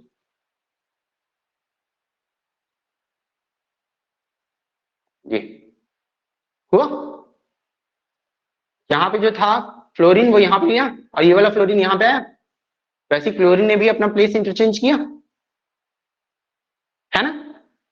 Yes sir. हो, ठीक है, तो ऐसा पोजीशन होता तब ये C2 एक्सिस लग सकता था, डेफिनेटली लग सकता था। ठीक है, बट इस केस में क्या रहता, प्लेन नहीं लग पाता। प्लेन कैसे नहीं लग पाता, क्योंकि ऐसे प्लेन लगाता तो ये दोनों का रिफ्लेक्शन, तो मतलब ये दोनों आपस में रिफ्लेक्ट करते हैं, जो कि एक्चुअल में नहीं चाहिए हम लोगों को। रिफ्लेक्शन सेम एटम्स के बीच में होता है, तो ये वाला प्लेन नहीं लग पाता, तो प्लेन नहीं हो पाता इस केस में। इस केस में प्लेन नहीं देखने को मिलता, हम लोगों को एक्सिस देखने को मिलता। ठीक, क्लियर, समझ में आ गया। तो इस वाले मॉलिक्यूल में भी सिर्फ प्लेन है, एक्सिस नहीं है। नेक्स्ट वाला मॉलिक्यूल देखिए, इस वाले मॉलिक्यूल में फिर से ये BFCl Br का मॉलिक्यूल है, प्लेनर मॉलिक्यूल है। ऑब्वियसली प्लेनर मॉलिक्यूल में आपको एक मॉलिक्यूलर प्लेन देखने को मिलता है, तो इसलिए इसमें भी प्लेन प्रेजेंट है, और इसमें भी जो स्टार्टिंग वाला एग्जांपल था वैसे ही एग्जांपल है। ठीक, आते हैं नेक्स्ट वाले पॉइंट ग्रुप पे। नेक्स्ट वाला पॉइंट ग्रुप क्या है, CI point group. CI point group में आपको सेंटर ऑफ इन्वर्जन देखने को मिलता है, अपार्ट फ्रॉम आइडेंटिटी। मतलब आइडेंटिटी को छोड़ करके आपको सिर्फ ये इन्वर्जन, सेंटर ऑफ इन्वर्जन देखने को मिलेगा, और कुछ देखने को नहीं मिलेगा। तो इसके एग्जांपल कौन से हैं, ये वाला मॉलिक्यूल स्टैगर्ड फॉर्म में इसका एग्जांपल है। This molecule that has those molecule that has two elements that is identity and center of inversion has this point group, जिसको CI से रिप्रेजेंट किया जाता है। तो ये कुछ मॉलिक्यूल्स हैं उसका एग्जांपल। कार्बन कार्बन के बीच में सिंगल बॉन्ड है, मतलब sp3 हाइब्रिडाइजेशन होगा, ब्रोमीन ब्रोमीन हो गया, हाइड्रोजन हाइड्रोजन हो गया, क्लोरीन क्लोरीन हो गया। सेंटर ऑफ इन्वर्जन है, इसके अलावा इसमें कोई भी सिमेट्री एलिमेंट प्रेजेंट नहीं है। देख लीजिए, अगर इसका ये साइड वाइज व्यू है इसका, और इसका ये आगे पीछे वाला व्यू है, मतलब इस साइड का व्यू है। ठीक है, ब्रोमीन ऊपर की तरफ, क्लोरीन और हाइड्रोजन पीछे, वैसे ही पीछे ब्रोमीन क्लोरीन और हाइड्रोजन। तो ये सभी सेंटर ऑफ इन्वर्जन इसका यहाँ पे सेंटर में प्रेजेंट रहेगा, इस पर्टिकुलर सेंटर में सेंटर ऑफ इन्वर्जन प्रेजेंट रहेगा, ब्रोमीन से ब्रोमीन तक जाने के लिए, हाइड्रोजन से हाइड्रोजन तक जाने के लिए, क्लोरीन से क्लोरीन तक जाने के लिए, कार्बन से कार्बन तक जाने के लिए इक्वल डिस्टेंस पे रहेंगे उस पर्टिकुलर पोजिशन पे। ठीक है, तो ये क्या हो गया, ये क्या हो गया, इस वाले ऐसे टाइप के मॉलिक्यूल्स का जो पॉइंट ग्रुप होगा वो CI पॉइंट ग्रुप होता है। ठीक, आते हैं TD पॉइंट ग्रुप पे। TD पॉइंट ग्रुप उसका होता है जो कि टेट्राहेड्रल शेप का मॉलिक्यूल रहेगा। ठीक है, तो टेट्राहेड्रल शेप के जो भी मॉलिक्यूल्स रहते हैं उसका जो पॉइंट ग्रुप रहेगा वो TD रहेगा। टीडी करके रिप्रेजेंट करेंगे। मॉलिक्यूल ये जो पॉइंट ग्रुप होता है उसको टीडी वो बोलते हैं, और इसका जो शेप रहता है वो टेट्राहेड्रल होता है। ठीक है। सर परफेक्ट टेट्राहेड्रल में ना? हाँ, परफेक्ट टेट्राहेड्रल जब होगा मॉलिक्यूल तभी उसका पॉइंट ग्रुप टीडी होगा। ठीक है। ठीक है, आगे बढ़े। अब इसका एग्जांपल कहां कहां से पूछ सकता है, ये मोस्टली वो कोऑर्डिनेशन केमिस्ट्री में जब हम लोग वीपीटी पढ़ते हैं ना, तो वीपीटी में बहुत सारे टेट्राहेड्रल मॉलिक्यूल्स का sp3 हाइब्रिडाइजेशन देखने को हम लोगों को मिलता है, तो वहां पे से इसके एग्जांपल्स उठाए गए हैं। तो ये सभी इसके एग्जांपल्स हैं। NiCl4 2 नेगेटिव, NiCl4 2 नेगेटिव में निकल का ऑक्सीडेशन स्टेट बताइए तो क्या होगा? +2। 2+ सर। +2 का है। मैंगनीज MnCl4 2 नेगेटिव में मैंगनीज का ऑक्सीडेशन स्टेट 2+। +2। हाँ ठीक है। ये वाला जो NiCl4 2 नेगेटिव है, ये पैरामैग्नेटिक मॉलिक्यूल है, डायमैग्नेटिक मॉलिक्यूल, बता सकते हैं क्या? डायामैग्नेटिक। डायमैग्नेटिक। डायमैग्नेटिक क्यों? क्योंकि इसके सारे इलेक्ट्रॉन पेयर्ड हो गए हैं। पेयर्ड हो गए हैं? नो सर, टेट्राहेड्रल शेप है तो ये पैरामैग्नेटिक होगा सर। क्या? पैरामैग्नेटिक होगा। ठीक। हाँ, वीक फील्ड ठीक है, लिगेंड है क्योंकि सर। 2 अनपेयर्ड इलेक्ट्रॉन्स है ना इसमें 2 अनपेयर्ड इलेक्ट्रॉन्स हैं। जी, और क्लोरीन वीक फील्ड लिगेंड है। हाँ, क्लोरीन वीक फील्ड लिगेंड है तो पेयरिंग नहीं कर पाएगा। तो ये सभी वो कोऑर्डिनेशन से आपको मतलब कोऑर्डिनेशन केमिस्ट्री से आपको थोड़ा सा एनालाइज करना पड़ेगा कि ये मॉलिक्यूल कैसा दिखता है। ठीक है, डायरेक्टली बहुत सारे टॉपिक्स को जोड़ करके क्वेश्चन बना देते हैं ना, ठीक। तो ये हाँ, इसमें और क्या चीज है देखने लायक, इसमें सिमेट्री एलिमेंट्स क्या क्या होते हैं, इस चीजों को याद करना पड़ेगा। ठीक है, हालांकि याद करने वाले क्वेश्चंस बहुत कम आते हैं, बट फिर भी सिमेट्री एलिमेंट्स इसमें ये सब होते हैं। आइडेंटिटी तो होगा ही एक, 8C3 3C2 6 sigma D 6S4, तो ये सभी सिमेट्री एलिमेंट्स प्रेजेंट होते हैं इसमें। टेट्राहेड्रल का कम से कम टेट्राहेड्रल और ऑक्टाहेड्रल का एक बार याद रख लीजिएगा। आइकोसाहेड्रल का उतना इंपॉर्टेंट नहीं है, रिक्वायर्ड नहीं है। ठीक है, तो ये सिमेट्री एलिमेंट्स को याद रखना पड़ेगा। ये सभी मॉलिक्यूल्स उसी के एग्जांपल हैं। जो भी टेट्राहेड्रल शेप का मॉलिक्यूल दिखता है आपको, उसका पॉइंट ग्रुप टीडी होगा। वैसे ही ऑक्टाहेड्रल मॉलिक्यूल्स का जो पॉइंट ग्रुप होता है वो OH से रिप्रेजेंट किया जाता है। वैसे ही कोऑर्डिनेशन केमिस्ट्री से इसको एग्जांपल्स को उठाया गया है और इस तरीके से इसके एग्जांपल्स आएंगे। ठीक है, अच्छा, FeCN6 3 नेगेटिव, बहुत बार पढ़े होंगे इसको कोऑर्डिनेशन केमिस्ट्री में, बहुत बार आता है। FeCN6 4 नेगेटिव वाला बहुत बार आता है। FeCN6 4 नेगेटिव वाला, 4 नेगेटिव अगर होता, यहाँ पे 4 नेगेटिव होता तो इसका ऑक्सीडेशन स्टेट क्या होता? 2+। 2+ होता। ठीक है, हाँ ठीक। और अगर 2+ होता इसका ऑक्सीडेशन स्टेट, तो उस केस में पैरामैग्नेटिक होता, डायमैग्नेटिक होता? ये डायमैग्नेटिक होता है सर। साइनाइड स्ट्रॉन्ग साइनाइड क्योंकि स्ट्रॉन्ग फील्ड लिगेंड है तो वो पेयरिंग करा देगा, और d ऑर्बिटल्स में 6 इलेक्ट्रॉन्स रहेंगे, 6 इलेक्ट्रॉन्स T2G ऑर्बिटल्स में आएंगे तो वो सभी पेयरिंग कर जाते हैं। ठीक है, तो डायमैग्नेटिक। इस पर्टिकुलर केस में ये वो पैरामैग्नेटिक। ठीक है, यस। हाँ, और ऑक्टाहेड्रल मॉलिक्यूल जितने भी रहते हैं उसका जो पॉइंट ग्रुप होगा वो OH से रिप्रेजेंट किया जाएगा, और उसकी जो सिमेट्री एलिमेंट्स हैं वो मतलब E, I, C4 C3 C2 sigma H sigma D S4 और S6, ये सभी सिमेट्री एलिमेंट्स इसके अंदर में प्रेजेंट होते हैं। सर ऑक्टाहेड्रल में भी, हाँ ऑक्टाहेड्रल में भी हाँ, परफेक्ट ऑक्टा चाहिए। अगर जॉन टेलर डिस्टॉर्शन है तो नहीं होगा ना? नहीं, जॉन टेलर डिस्टॉर्शन होगा इन केस, तो फिर उसके बारे में हम लोग बाद में डिस्कस कर लेंगे। अच्छा, जॉन टेलर डिस्टॉर्शन में होता क्या है? जॉन टेलर डिस्टॉर्शन में जो दो अपोजिट बॉन्ड्स रहते हैं वो क्या हो जाते हैं, या तो लंबे हो जाते हैं या तो छोटे हो जाते हैं। ठीक है, एक्सियल वाले सर, जेड एक्सिस वाले। हाँ, एक्सियल वाले। अब देखिए, इसमें हर एक बॉन्ड सिमिलर है। अगर ऑक्टाहेड्रल मॉलिक्यूल की बात करूं तो हर एक बॉन्ड सिमिलर है। किसी को भी आप एक्सियल बना सकते हो, किसी को भी आप इक्वेटोरियल बना, ऐसा बोलोगे नहीं, आप डिफरेंशिएट नहीं करोगे किसी को भी। इसमें ऑक्टाहेड्रल शेप के मॉलिक्यूल में हर एक बॉन्ड इक्वल है, तो किसी को आप डिफरेंशिएट नहीं कर सकते कि कौन सा एक्सियल है कौन सा इक्वेटोरियल है, ऐसा करके। TPP मॉलिक्यूल में आप कर सकते हो। ठीक है, जिसमें एक्सियल बॉन्ड लंबे होते हैं और इक्वेटोरियल बॉन्ड छोटा छोटा रहता है। ठीक, हालांकि ये z एक्सिस, y एक्सिस और x एक्सिस के बेसिस पे इसको डिफरेंशिएट किया जाएगा, जिसमें z एक्सिस में क्या हो जाता है, बॉन्ड लंबा हो जाएगा। जैसे जॉन टेलर डिस्टॉर्शन होता है, जॉन टेलर डिस्टॉर्शन होता है जिसमें z आउट कॉन्फ़िगरेशन आपको देखने को मिलेगा। z आउट कॉन्फ़िगरेशन में क्या हो जाएगा, z आउट में, जैसे मैं इसी का एग्जांपल ले रहा हूं, z आउट में क्या हो जाएगा, ये जो z एक्सिस में जो बॉन्ड रहेगा वो क्या हो जाता है, लंबा हो जाता है। तो अगर ये लंबा हो जाएगा तो उस केस में ये ऑक्टाहेड्रल शेप का नहीं रहने वाला। इसका आप पॉइंट ग्रुप OH नहीं लिखेंगे, इसका पॉइंट ग्रुप क्या लिखेंगे मैं बाद में बताता हूं, बट इसका पॉइंट ग्रुप आप OH तो बिल्कुल नहीं लिखेंगे। ठीक है, ये ऑक्टाहेड्रल शेप का मॉलिक्यूल नहीं है। ऑक्टाहेड्रल शेप का मॉलिक्यूल वही हो सकता है जिसके हर एक सराउंडिंग एटम सिमिलर हो। ठीक है, हर एक सराउंडिंग एटम सिमिलर हो, उस केस में ही ऑक्टाहेड्रल मॉलिक्यूल देखने को मिलेगा। फिर उसमें भी बहुत सारे क्राइटेरियाज बनते हैं। केमिकल बॉन्डिंग में आपने देखा था लोन पेयर की वजह से रिपल्शन होता है किसी किसी मॉलिक्यूल्स में, जिस वजह से उसका शेप थोड़ा सा डिस्टॉर्ट हो जाता है, डिस्टॉर्टेड ऑक्टाहेड्रल हो जाता है। ठीक है, उसके एक्सेप्शंस वाले एग्जांपल्स भले बाद में देख लेंगे। मतलब केमिकल बॉन्डिंग में आपने देखा होगा कुछ एक्सेप्शंस आते हैं इसमें। ठीक, तो चलिए, ये सभी मॉलिक्यूल जितने भी ऑक्टाहेड्रल मॉलिक्यूल्स हैं उनका जो पॉइंट ग्रुप होता है OH रहेगा, और उसके सिमेट्री एलिमेंट्स को एक बार देख लीजिएगा, पढ़ लीजिएगा कौन कौन सा सिमेट्री एलिमेंट होता है कम से कम। ठीक है, आइडेंटिटी होता है, सेंटर ऑफ इन्वर्जन ऑब्वियस सी बात है रहेगा ही। C4 आपको देखने को मिल जाएगा, किसी भी कोई भी सा एक एक्सिस ले लीजिए आप, उससे उस पर्टिकुलर एक्सिस से अगर रोटेशन करेंगे तो आपको C4 मिल जाएगा। दिखेगा कि नहीं बताइए मुझे एक बार, दिखेगा कि नहीं एक बार बताइए इसमें। दिखेगा अगर नहीं सर। दिखेगा तो फिर मैं दिखाऊंगा, दिख जाएगा ना। दिख हाँ ठीक है, दिख जाएगा तो अच्छी बात है, फिर आगे बढ़ लेते हैं। C3 दिखेगा कि नहीं बताइए।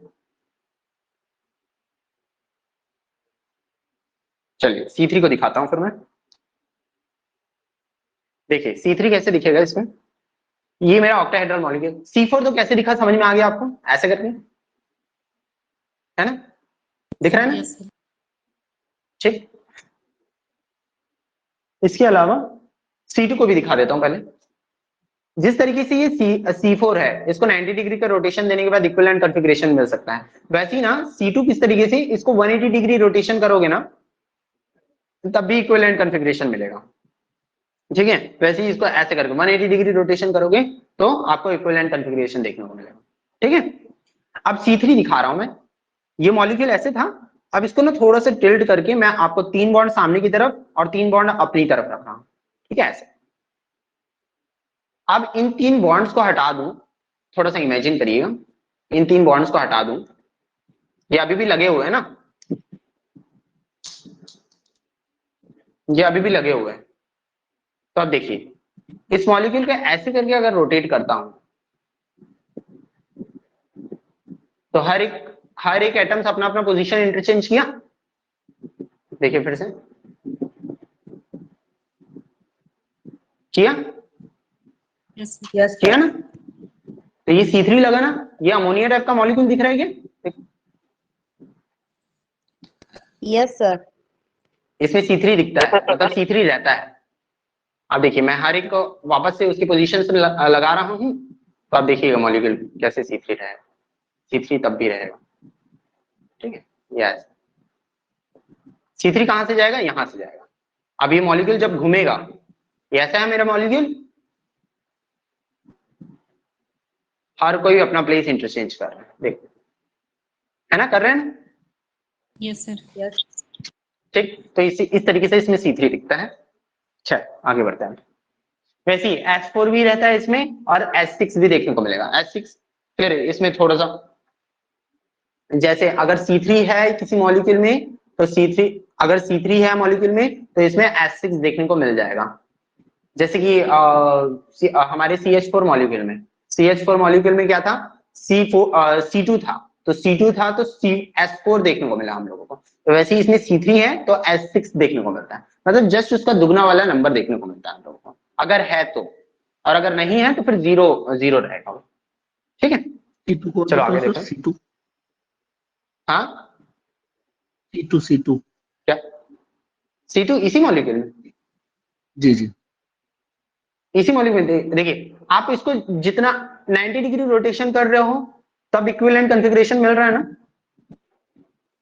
तो उसको हम लोग C4 बोल दिए, ठीक है। वही अगर 90 डिग्री रोटेशन ना करके इसको 180 कर दीजिए तब भी तो वही मिलेगा ना, इक्विवेलेंट कॉन्फ़िगरेशन।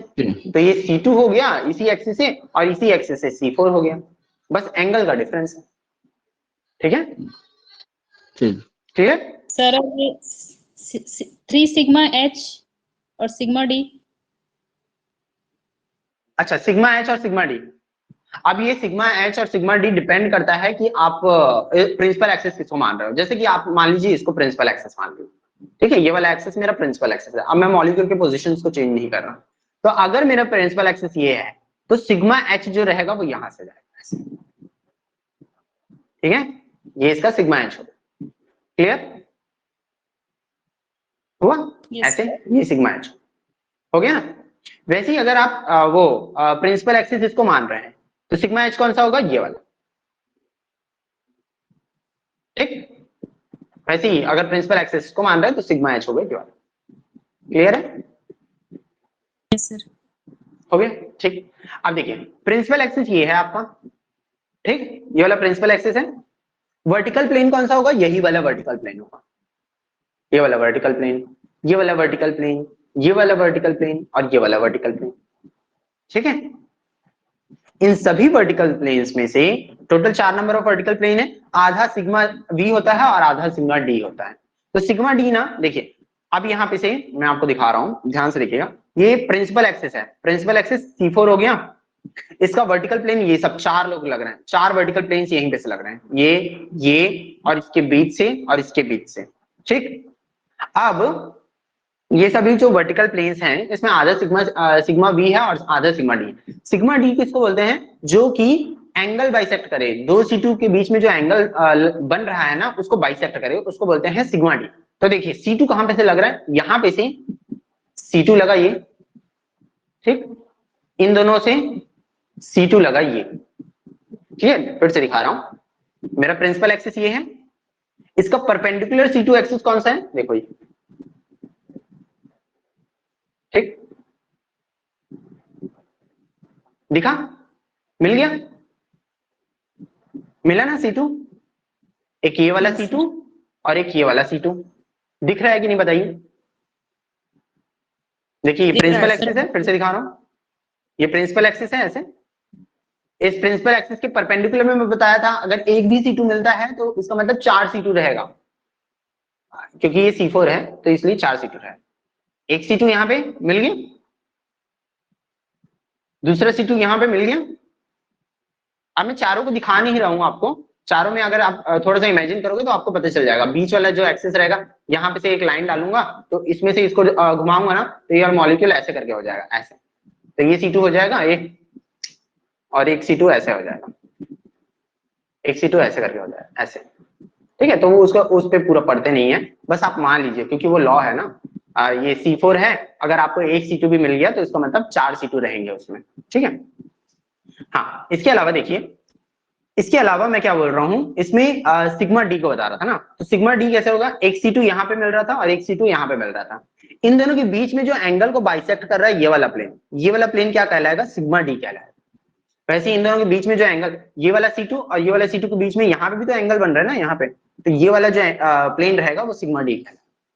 तो ये सिग्मा D हो गया, ये सिग्मा H हो गया, ये प्रिंसिपल एक्सिस हो गया, ये C2 हो गया ऐसा, और C3 भी बता दिया ऐसे, C3 ऐसे, ठीक। Yes sir. चलिए सर S4। अब आगे बढ़ते हैं। जिस तरीके से हम लोग इसमें देखें ना, टेट्राहेड्रल में जैसे देखें वैसे ही इसमें भी रहेगा S4। ये जैसे C2, जैसे कि हम लोग ये ऐसे, ये वाला C4 लगाइए ऐसे करके, ये वाला C4 लगा, देखो मॉलिक्यूल पहले ऐसे था स्टार्टिंग पोजीशन इसका, ठीक है। अब मैं क्या कर रहा हूं, S4 लगाना है मुझे, तो S4 कैसे लगाऊंगा? पहले C4 का रोटेशन, उसके बाद से परपेंडिकुलर रिफ्लेक्शन, ठीक है। या तो आप ऐसे भी कर सकते हैं, परपेंडिकुलर रिफ्लेक्शन दे दीजिए, मतलब रिफ्लेक्शन दे दीजिए, उसका परपेंडिकुलर एक्सिस लगा दीजिए। मैं एक्सिस से पहले जाऊंगा फिर रिफ्लेक्शन करूंगा, ठीक है। तो देखिए C4 लग गया ना, देखो फिर से दिखा रहा हूं, C4 लगा। यस अब इसका परपेंडिकुलर रिफ्लेक्शन ऐसे ऐसे जब करेंगे तो ये चारों, ये 5 एटम्स तो कट जाएंगे, ये सभी रिफ्लेक्शन इन दोनों का होगा। तो यहाँ पे से S करोगे, ठीक है। समझ में आ गया ये सभी सिमेट्री एलिमेंट्स। जी टेट्राहेड्रल और ऑक्टाहेड्रल के ये सिमेट्री एलिमेंट्स को याद रखिएगा, बाकी आइकोसाहेड्रल का नहीं भी करते तो फिर इतना इंपॉर्टेंट नहीं है, बट फिर भी एक बार पढ़ लीजिएगा टोटल सिमेट्री एलिमेंट्स कितने होते हैं इसमें, उसको देख लीजिएगा। 120 रहता है, इसके नीचे में आ जाएगा, पीडीएफ में मेंशन है। इसको टोटल 120 सिमेट्री एलिमेंट्स होता है। 120 इसका होता है, वैसे ही ऑक्टाहेड्रल का 48 होता है और टेट्राहेड्रल का 24 होगा, ठीक है। आगे नीचे में लिखा हुआ है वो आपको मिल जाएगा। अब आते हैं D infinity H point group है। यहाँ पे से कुछ इंपॉर्टेंट है, अक्सर इनमें से आता है, जो क्वेश्चंस आता है वो अक्सर इनमें से आता है। अब D infinity H point group में क्या है, आपको अगर कोई ऐसा मॉलिक्यूल, लीनियर मॉलिक्यूल दिख रहा है, आप सिस्टमेटिक भी जा सकते हैं, बाकी समझते हुए चलेंगे तो आपको समझ में भी आ जाएगा।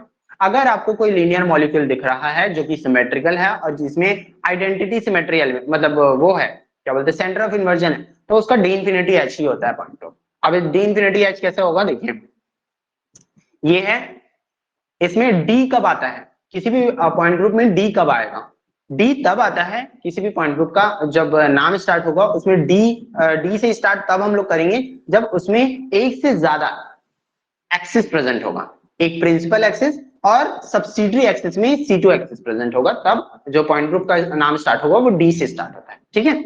फिर से बोल रहा हूं, किसी भी पॉइंट ग्रुप का नाम डी से तब स्टार्ट होगा जब उसके पास एक प्रिंसिपल एक्सिस होगा और सब्सिडियरी एक्सिस के फॉर्म में परपेंडिकुलर C2 एक्सिस होगा, और C2 एक्सिस एक से ज्यादा होना चाहिए। तो एक से ज्यादा जब C2 एक्सिस देखने को मिल जाएगा आपको, तो उसका जो पॉइंट ग्रुप का नाम स्टार्ट होगा वो डी से स्टार्ट होता है, ठीक। तो डी इंफिनिटी एच पे आता है, कैसा होगा, D infinity H linear molecule और जिसमें सेंटर ऑफ इन्वर्जन प्रेजेंट होता है उसका D infinity H point group होगा। कैसे कैसे सिमेट्री एलिमेंट्स देखिए, ये जैसे कि ये सिंपल सा मॉलिक्यूल है, ये इसको O2 मॉलिक्यूल मान लीजिए, ठीक है, ये O2 मॉलिक्यूल है। इस पर्टिकुलर मॉलिक्यूल में Z एक्सिस से मैं C2 लगा सकता हूं ऐसे, ठीक है, दिख रहे है ना। वैसे ही Y एक्सिस से भी लगा सकता हूं, देखो Y एक्सिस से ऐसे करके मूवमेंट करेगा, है ना, रोटेशन, ठीक है, ऐसे। यस सर समझ में आया। और ये Z एक्स एक्सिस से ना इसका जो रोटेशन होता है वो अपने ही एक्सिस में होगा, मतलब इनका जो रिलेटिव पोजीशन रहता है वो चेंज नहीं होता, ठीक है। तो अगर आप देखेंगे जैसे जैसे ना इसको किस तरीके से समझाया जा सकता है, इंफिनिटी क्यों आता है उसको समझाने की कोशिश कर रहा हूं। हम लोग n का वैल्यू जब देते हैं 360 डिवाइडेड बाय पर्टिकुलर थीटा करके बोलते हैं, है ना, एक थीटा वैल्यू देते हैं। तो जैसे जैसे आप अगर 180 डिग्री रोटेशन करते हो तो इसका वैल्यू आता है कितना, n का वैल्यू आता है, n का वैल्यू आता है 2, ठीक। वैसे n is equal to 360 divided by 90 करते हो तो कितना आ जाता है, n का वैल्यू 4, ठीक। n का वैल्यू जब 360 डिवाइडेड बाय 120 करते हो तो n का वैल्यू आ जाता है, अच्छा 180 के बाद 120 करना था, उसके बाद 90, ठीक है। देखिए 360 सबसे पहले 180 किया हूं तो 180 में n का वैल्यू आया है 2, ठीक। फिर 120 किया, 120 में n का वैल्यू आया 3, फिर 90 किया, n का वैल्यू आया 4। जैसे जैसे मैं नीचे डिनोमिनेटर के वैल्यू को कम करते जा रहा हूं वैसे वैसे क्या हो रहा है, n का वैल्यू बढ़ता चला जा रहा है। अब इंफिनिटी क्यों आ रहा है, क्योंकि एक पर्टिकुलर एकदम बहुत स्लाइट एंगल से अगर मैं रोटेशन करता हूं तब भी तो ये वाला मॉलिक्यूल इक्विवेलेंट कॉन्फ़िगरेशन में ही रहेगा, तो इसका वैल्यू ना बहुत ज्यादा छोटा रहेगा। अगर बहुत ज्यादा छोटा रहेगा तो इसका ओवरऑल वैल्यू जो रहेगा वो इंफिनिटी के करीब जाएगा, तो इसलिए इसको डी इंफिनिटी बोला जाता है, डी इंफिनिटी एच। अब ये एच कहां से आया, एच कहां से आया, ये जो एंगल है, मतलब जितना भी, इसको प्रिंसिपल एक्सिस मानूंगा ना, क्योंकि इसको मैं क्या बोल रहा हूँ, सी इंफिनिटी से रोटेशन बोल रहा हूँ, इसको C2 बोल दिया, ठीक, इसको C2 बोल दिया, इसको भी C2 बोल दिया, ऐसे करके वाई एक्सिस वाले को भी C2 बोल दिया, जेड एक्सिस वाले को भी C2 बोल दिया, एक्स एक्सिस वाले को इंफिनिटी बोल रहा हूँ, सी इंफिनिटी। तो इस पर्टिकुलर, इसको क्या बोला जाएगा, प्रिंसिपल एक्सिस बोला जाएगा। अगर इसको प्रिंसिपल एक्सिस बोला जाएगा तो इसका परपेंडिकुलर एक्सिस कौन सा होगा, ये वाला। और परपेंडिकुलर एक्सिस को क्या बोला जाता है, प्रिंसिपल एक्सिस के परपेंडिकुलर एक्सिस को बोला जाता है सिग्मा एच। तो सिग्मा एच बोला जाता है, तो वो एच यहां पे से आता है। प्लेन्स में जो प्रायोरिटी का ऑर्डर रहता है वो एच की प्रायोरिटी सबसे ज्यादा होती है, फिर डी की प्रायोरिटी होती है, फिर वी की प्रायोरिटी होती है। मतलब हॉरिजॉन्टल प्लेन को सबसे ज्यादा प्रायोरिटी दिया जाता है, फिर डायहेड्रल प्लेन को, फिर वर्टिकल प्लेन को। तो हॉरिजॉन्टल प्लेन को पॉइंट ग्रुप में इंक्लूड किया जाता है, ठीक है। हमने ये लीनियर मॉलिक्यूल में क्या क्या पॉइंट ग्रुप देखा, एक तो सी इंफिनिटी देखा, फिर इसके अलावा परपेंडिकुलर C2 देखा। परपेंडिकुलर C2 किसकी, इसकी परपेंडिकुलर C2, ठीक। C2 एक्सेस, ये वाला जो एक्सेस था ये ऐसे ऐसे करके रोटेट कर रहा था एक्स एक्सेस से, और C2 कहां से आया, Z एक्सेस से आया ऐसे करके, और Y एक्सेस से आया ऐसे करके, ठीक है। तो ये दोनों ही एक्सेस क्या है, परपेंडिकुलर टू C2 है, मतलब परपेंडिकुलर टू सी इंफिनिटी है। ये दोनों ही C2 एक्सेस है जो कि परपेंडिकुलर है सी इंफिनिटी, ठीक। इसके अलावा हमने क्या देखा, सिग्मा एच देखा। सिग्मा एच के अलावा सिग्मा वी भी प्रेजेंट होगा इस मॉलिक्यूल में। अगर आप देखेंगे ये वाला मॉलिक्यूल में ये वाला प्लेन भी प्रेजेंट होगा, ठीक है, ये वाला प्लेन भी प्रेजेंट होगा, और ये वाला प्लेन भी प्रेजेंट होगा। बट वी को इंक्लूड ना करके पॉइंट ग्रुप में हम लोग एच को इंक्लूड करते हैं, क्योंकि एच की प्रायोरिटी ज्यादा होती है, ठीक है। तो ऐसे टाइप के मॉलिक्यूल्स का जो पॉइंट ग्रुप निकल करके आता है वो डी इंफिनिटी एच। अब इसके कौन कौन से एग्जाम्पल्स हैं देख लीजिए, N2O2 Cl2 F2 Hg2 2 positive CO2 HgCl2 N3 negative BF2 FCF2 ethyne के मॉलिक्यूल्स, ये सब है। तो जो भी लीनियर मॉलिक्यूल्स हैं जिसमें सेंटर ऑफ इन्वर्जन आपको देखने को मिलता है, उसका जो पॉइंट ग्रुप होगा वो डी इंफिनिटी एच रहेगा, ठीक है। तो ये सभी इसके एग्जांपल्स हैं। देख लीजिए, O2 हो गया, HgCl2 हो गया, यहाँ पे कौन सा N2 है, ये फ्लोरीन है, फ्लोरीन का मॉलिक्यूल, हाइड्रोजन का मॉलिक्यूल, CO2 का मॉलिक्यूल लीनियर शेप का, इथाइन मॉलिक्यूल, N3 नेगेटिव का मॉलिक्यूल, BF2 का मॉलिक्यूल, HCF2 का मॉलिक्यूल। तो ये सब। अच्छा हाँ, अभी इसमें देखिए HCF2 के 3 लोन पेयर्स रहते हैं जिसको यहाँ पे शो किया गया है। बाकी आप ये पूरा लीनियर शेप का ही है, ठीक है। तो यहाँ पे क्या किया गया है, इसके शेप, लोन पेयर को कब इंक्लूड किया जाता है, इसकी शेप को बस डिटरमाइन करने के लिए। लोन पेयर को के बेसिस पे हम लोग पॉइंट ग्रुप नहीं निकालते, लोन पेयर के बेसिस पे पहले हम लोग शेप निकालते हैं, उस शेप के जो भी मॉलिक्यूल का जो शेप आता है उसके बेसिस पे हम लोग पॉइंट करते हैं, ठीक है। समझ में आ गया ये वाला चीज, D infinity H. Yes sir.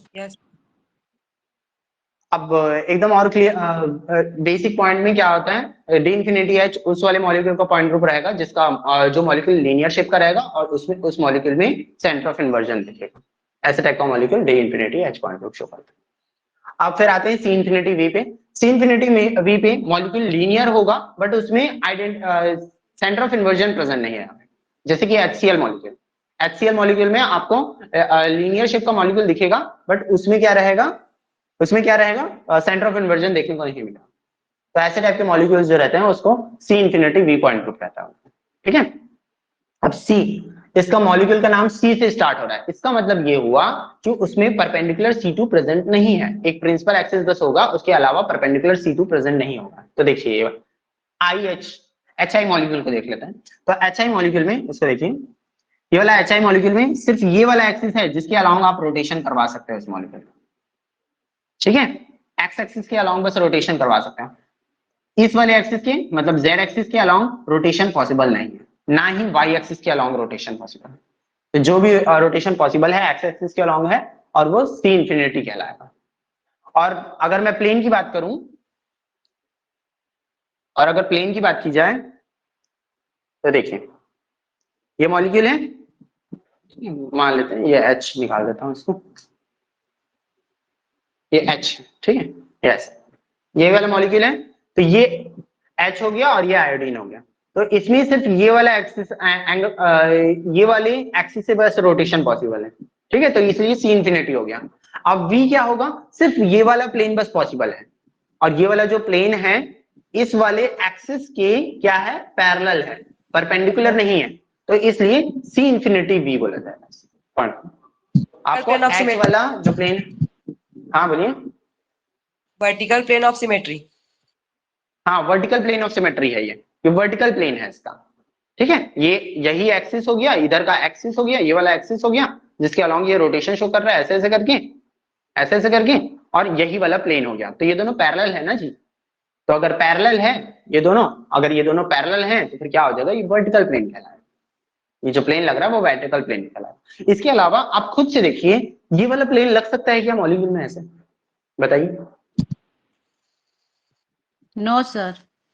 नहीं लग सकता है ना, तो ये वाला प्लेन नहीं लगेगा। वैसे बताइए, ये वाला प्लेन लग सकता है क्या मॉलिक्यूल में, ये वाला सर लग सकता है ना, ये लग सकता है, ये वाला प्लेन लग सकता है ना, यस जी सर। बिल्कुल लग सकता है ये वाला प्लेन।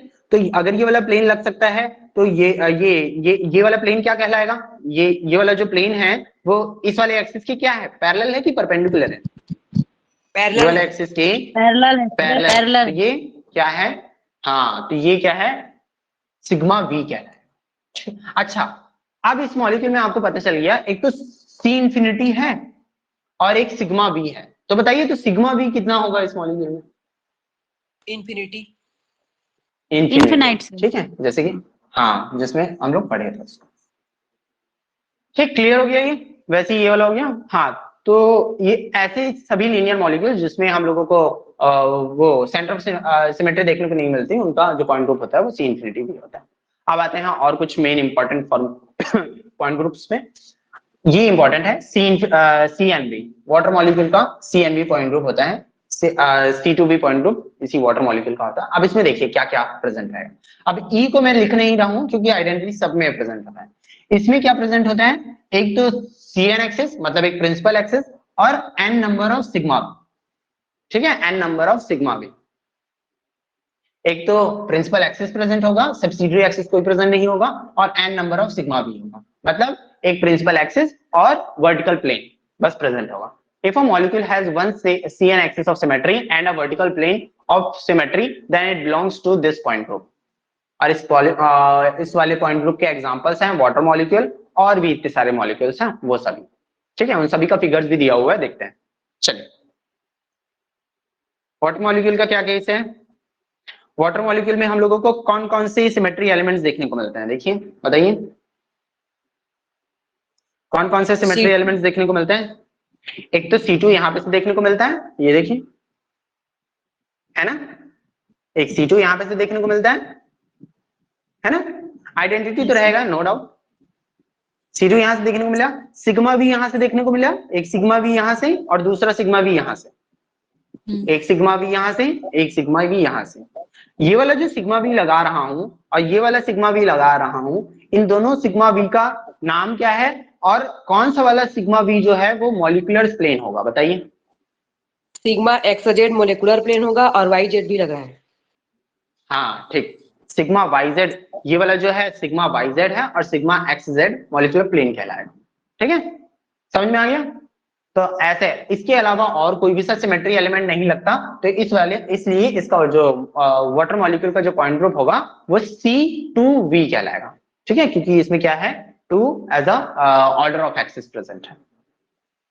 नेक्स्ट चलते हैं, अमोनिया मॉलिक्यूल। अमोनिया मॉलिक्यूल का आप बताइए तो क्या हो जाएगा, एक तो C3 लगता है इसमें और प्लेन्स लगते हैं वर्टिकल प्लेन्स, तो इसलिए इसका पॉइंट ग्रुप हो जाएगा C3V, ठीक। अच्छा, इसको रिप्रेजेंट करने का भी तरीका है, देख लीजिए इसको, कभी कभी एग्जामिनेशन में ऐसे रिप्रेजेंट नहीं करता और कभी कभी करता है।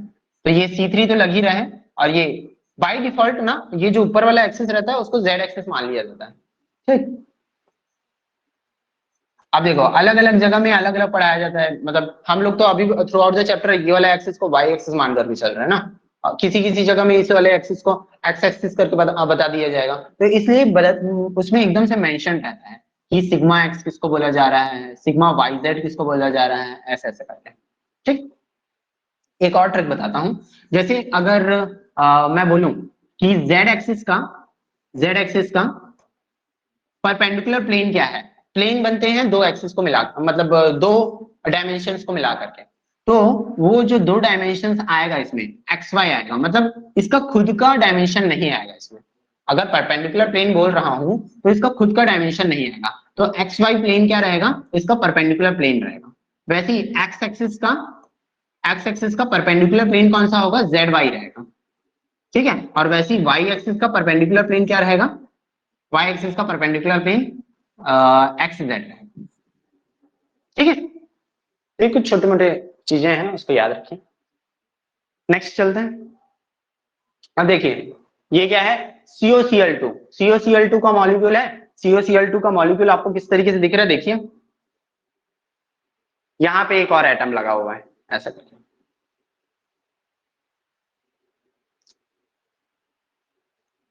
मेरे पास मॉडल 2 मिनट में लगा के दिखाता हूं आपको।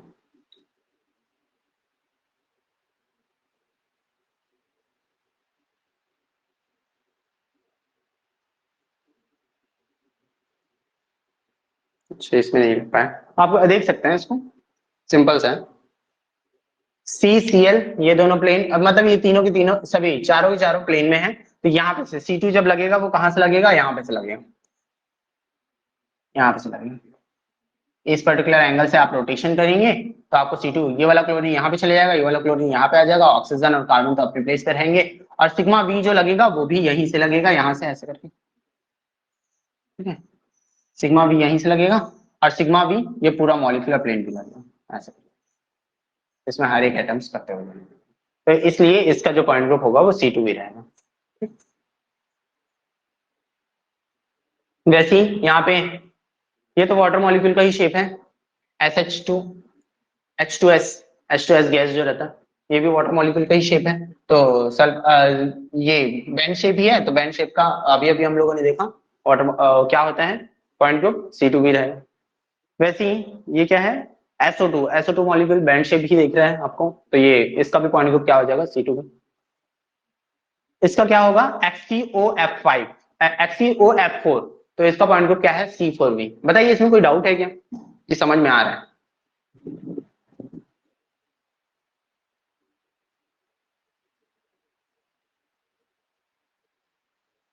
आ रहा है सर समझ में। एक बार एक्सप्लेन कीजिए सर।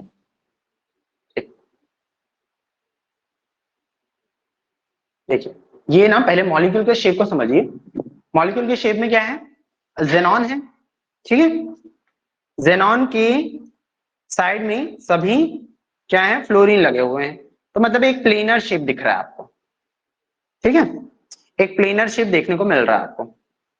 प्लेनर शेप के अलावा एक ऊपर में एक और एटम भी लोकेटेड है, जैसे कि ये देखिए इस तरीके का शेप है मॉलिक्यूल, क्लियर। ऐसा ही शेप है, रंग बस डिफरेंट है। ये सभी फ्लोरीन हो गए, ये जेनॉन हो गया, और ऊपर वाला ऑक्सीजन हो गया, क्लियर है, ठीक। अब देखिए इसमें क्या है, हम लोग सबसे पहले किसको देखेंगे, सबसे पहले हम लोग स्टार्ट करेंगे एक्सिस ऑफ सिमेट्री से। एक्सिस ऑफ सिमेट्री में जाने के बाद हम लोग प्लेन्स देखेंगे, ठीक है। क्या करेंगे हम लोग, एक्सिस ऑफ सिमेट्री सबसे पहले देखेंगे, फिर उसके बाद प्लेन्स देखेंगे। लीनियर वाला केस तो अलग ही हो जाता है। लीनियर वाले केस में डायरेक्टली स्ट्राइक करना चाहिए कि या तो सी इंफिनिटी भी होगा या तो डी इंफिनिटी एच होगा, ठीक है। सेंटर ऑफ इन्वर्जन प्रेजेंट हो गया तो डी इंफिनिटी एच के अलावा कुछ होगा नहीं, ठीक। खैर आगे बढ़ते हैं। कोई भी सा डिफरेंट शेप का मॉलिक्यूल आता है तो सबसे पहले आप क्या देखिए उसमें, axis of symmetry. Axis of symmetry कौन सा लग सकता है, तो एक्सिस ऑफ सिमेट्री अब आपको लगाना आता है एकदम अच्छे से। ये वाला एक्सिस ऑफ सिमेट्री लग सकता है ना, बिल्कुल ये वाला एक्सिस ऑफ सिमेट्री लग सकता है। एक्सिस कैसे जाएगा, जेड एक्सिस से जाएगा, तो जेड एक्सिस के अलोंग कैसे रोटेशन होगा, ये ऐसे रोटेशन होगा, है ना। ये वाला एक्सिस कौन सा एक्सिस होगा, C4 एक्सिस होगा ना जी, क्योंकि 4 एटम्स रोटेट कर रहे हैं इसके सराउंड में, C4 हो गया।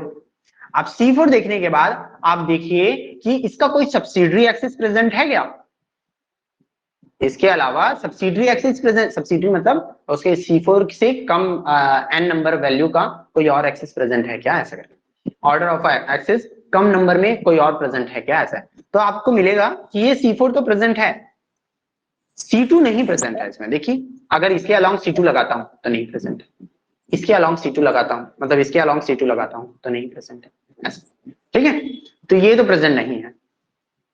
समझ में आया ये वाली चीज? Yes sir. ठीक, तो ये C2 तो प्रेजेंट नहीं है।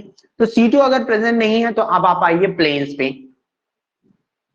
ठीक, किसमें आएंगे? प्लेन्स पे आएंगे। तो प्लेन्स आप देखिए कौन कौन से प्लेन्स प्रेजेंट हैं। तो ये वाला प्लेन दिखेगा, ये वाला प्लेन दिखेगा, ये वाला प्लेन दिखेगा, ये वाला प्लेन दिखेगा। तो ये सभी प्लेन्स आपके प्रेजेंट हैं, तो इसलिए ये क्या हो जाएगा? C4V। मतलब आपको वर्टिकल प्लेन्स दिख रहे हैं और C4 दिख रहा है, तो इसलिए इसका जो पॉइंट ग्रुप होगा वो C4V होगा। ठीक है? यस। आगे बढ़ते हैं। अब देखिए टी शेप्ड मॉलिक्यूल है ClF3। ठीक है, ClF3 का भी अच्छा बताइए तो ClF3 इस वाले में इसका हाइब्रिडाइजेशन क्या है ClF3 का? sp3d sp3d sp3d। इसका ज्योमेट्री क्या होगा? Trigonal bipyramidal.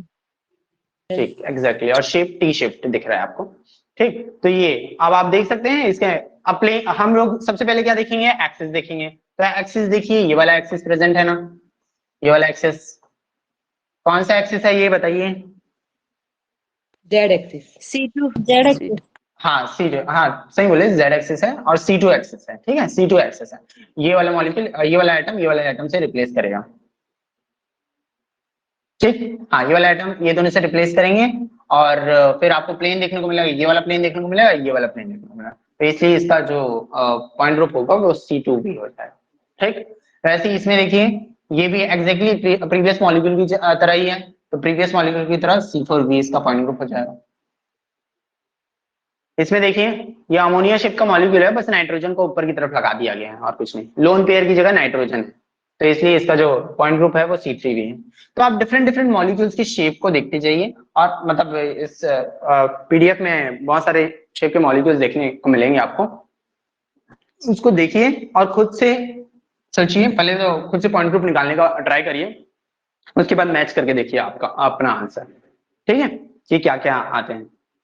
समझ में आया? तो ये तो इसमें बहुत सारे एग्जांपल्स हैं, तो उसको आप गो थ्रू कर सकते हैं। ठीक है सर वो Some more रेड वाला examples जो of है वो C2V। ओजोन है क्या? हाँ हाँ, ये ओजोन ही है, जी। ओजोन का शेप है। तो ओजोन का C2V पॉइंट ग्रुप रहता है, उसका भी बैंड शेप ही रहता है। ठीक है, और यहाँ पे फॉस्फोर PF4I का शेप दिया हुआ है, SF4 का दिया हुआ है, COCl2 का दिया हुआ है। तो ये सभी आपको देखने को मिल जाएंगे, सभी मॉलिक्यूल के शेप, और उन सभी को पॉइंट ग्रुप्स को निकाल कर देखिए। मतलब एक बार अच्छे से देख लीजिए इन सभी मॉलिक्यूल्स को, ऐसा ना हो कि मॉलिक्यूल का शेप ही मत नहीं पता हो। ठीक है, एग्जामिनेशन में कभी कभी ऐसा भी आएगा कि ऐसे भी मॉलिक्यूल्स आएंगे जिसके शेप ही नहीं पता होते हैं, उसको ऑप्शन के एलिमिनेशन के बेसिस पे आप आंसर निकाल लेंगे। ठीक है, चलिए तो फिर फिलहाल के लिए आज की क्लास में इतना ही करते हैं। ठीक है, CNS पॉइंट ग्रुप, बाकी के पॉइंट ग्रुप्स को हम लोग कल डिस्कस करेंगे। ओके।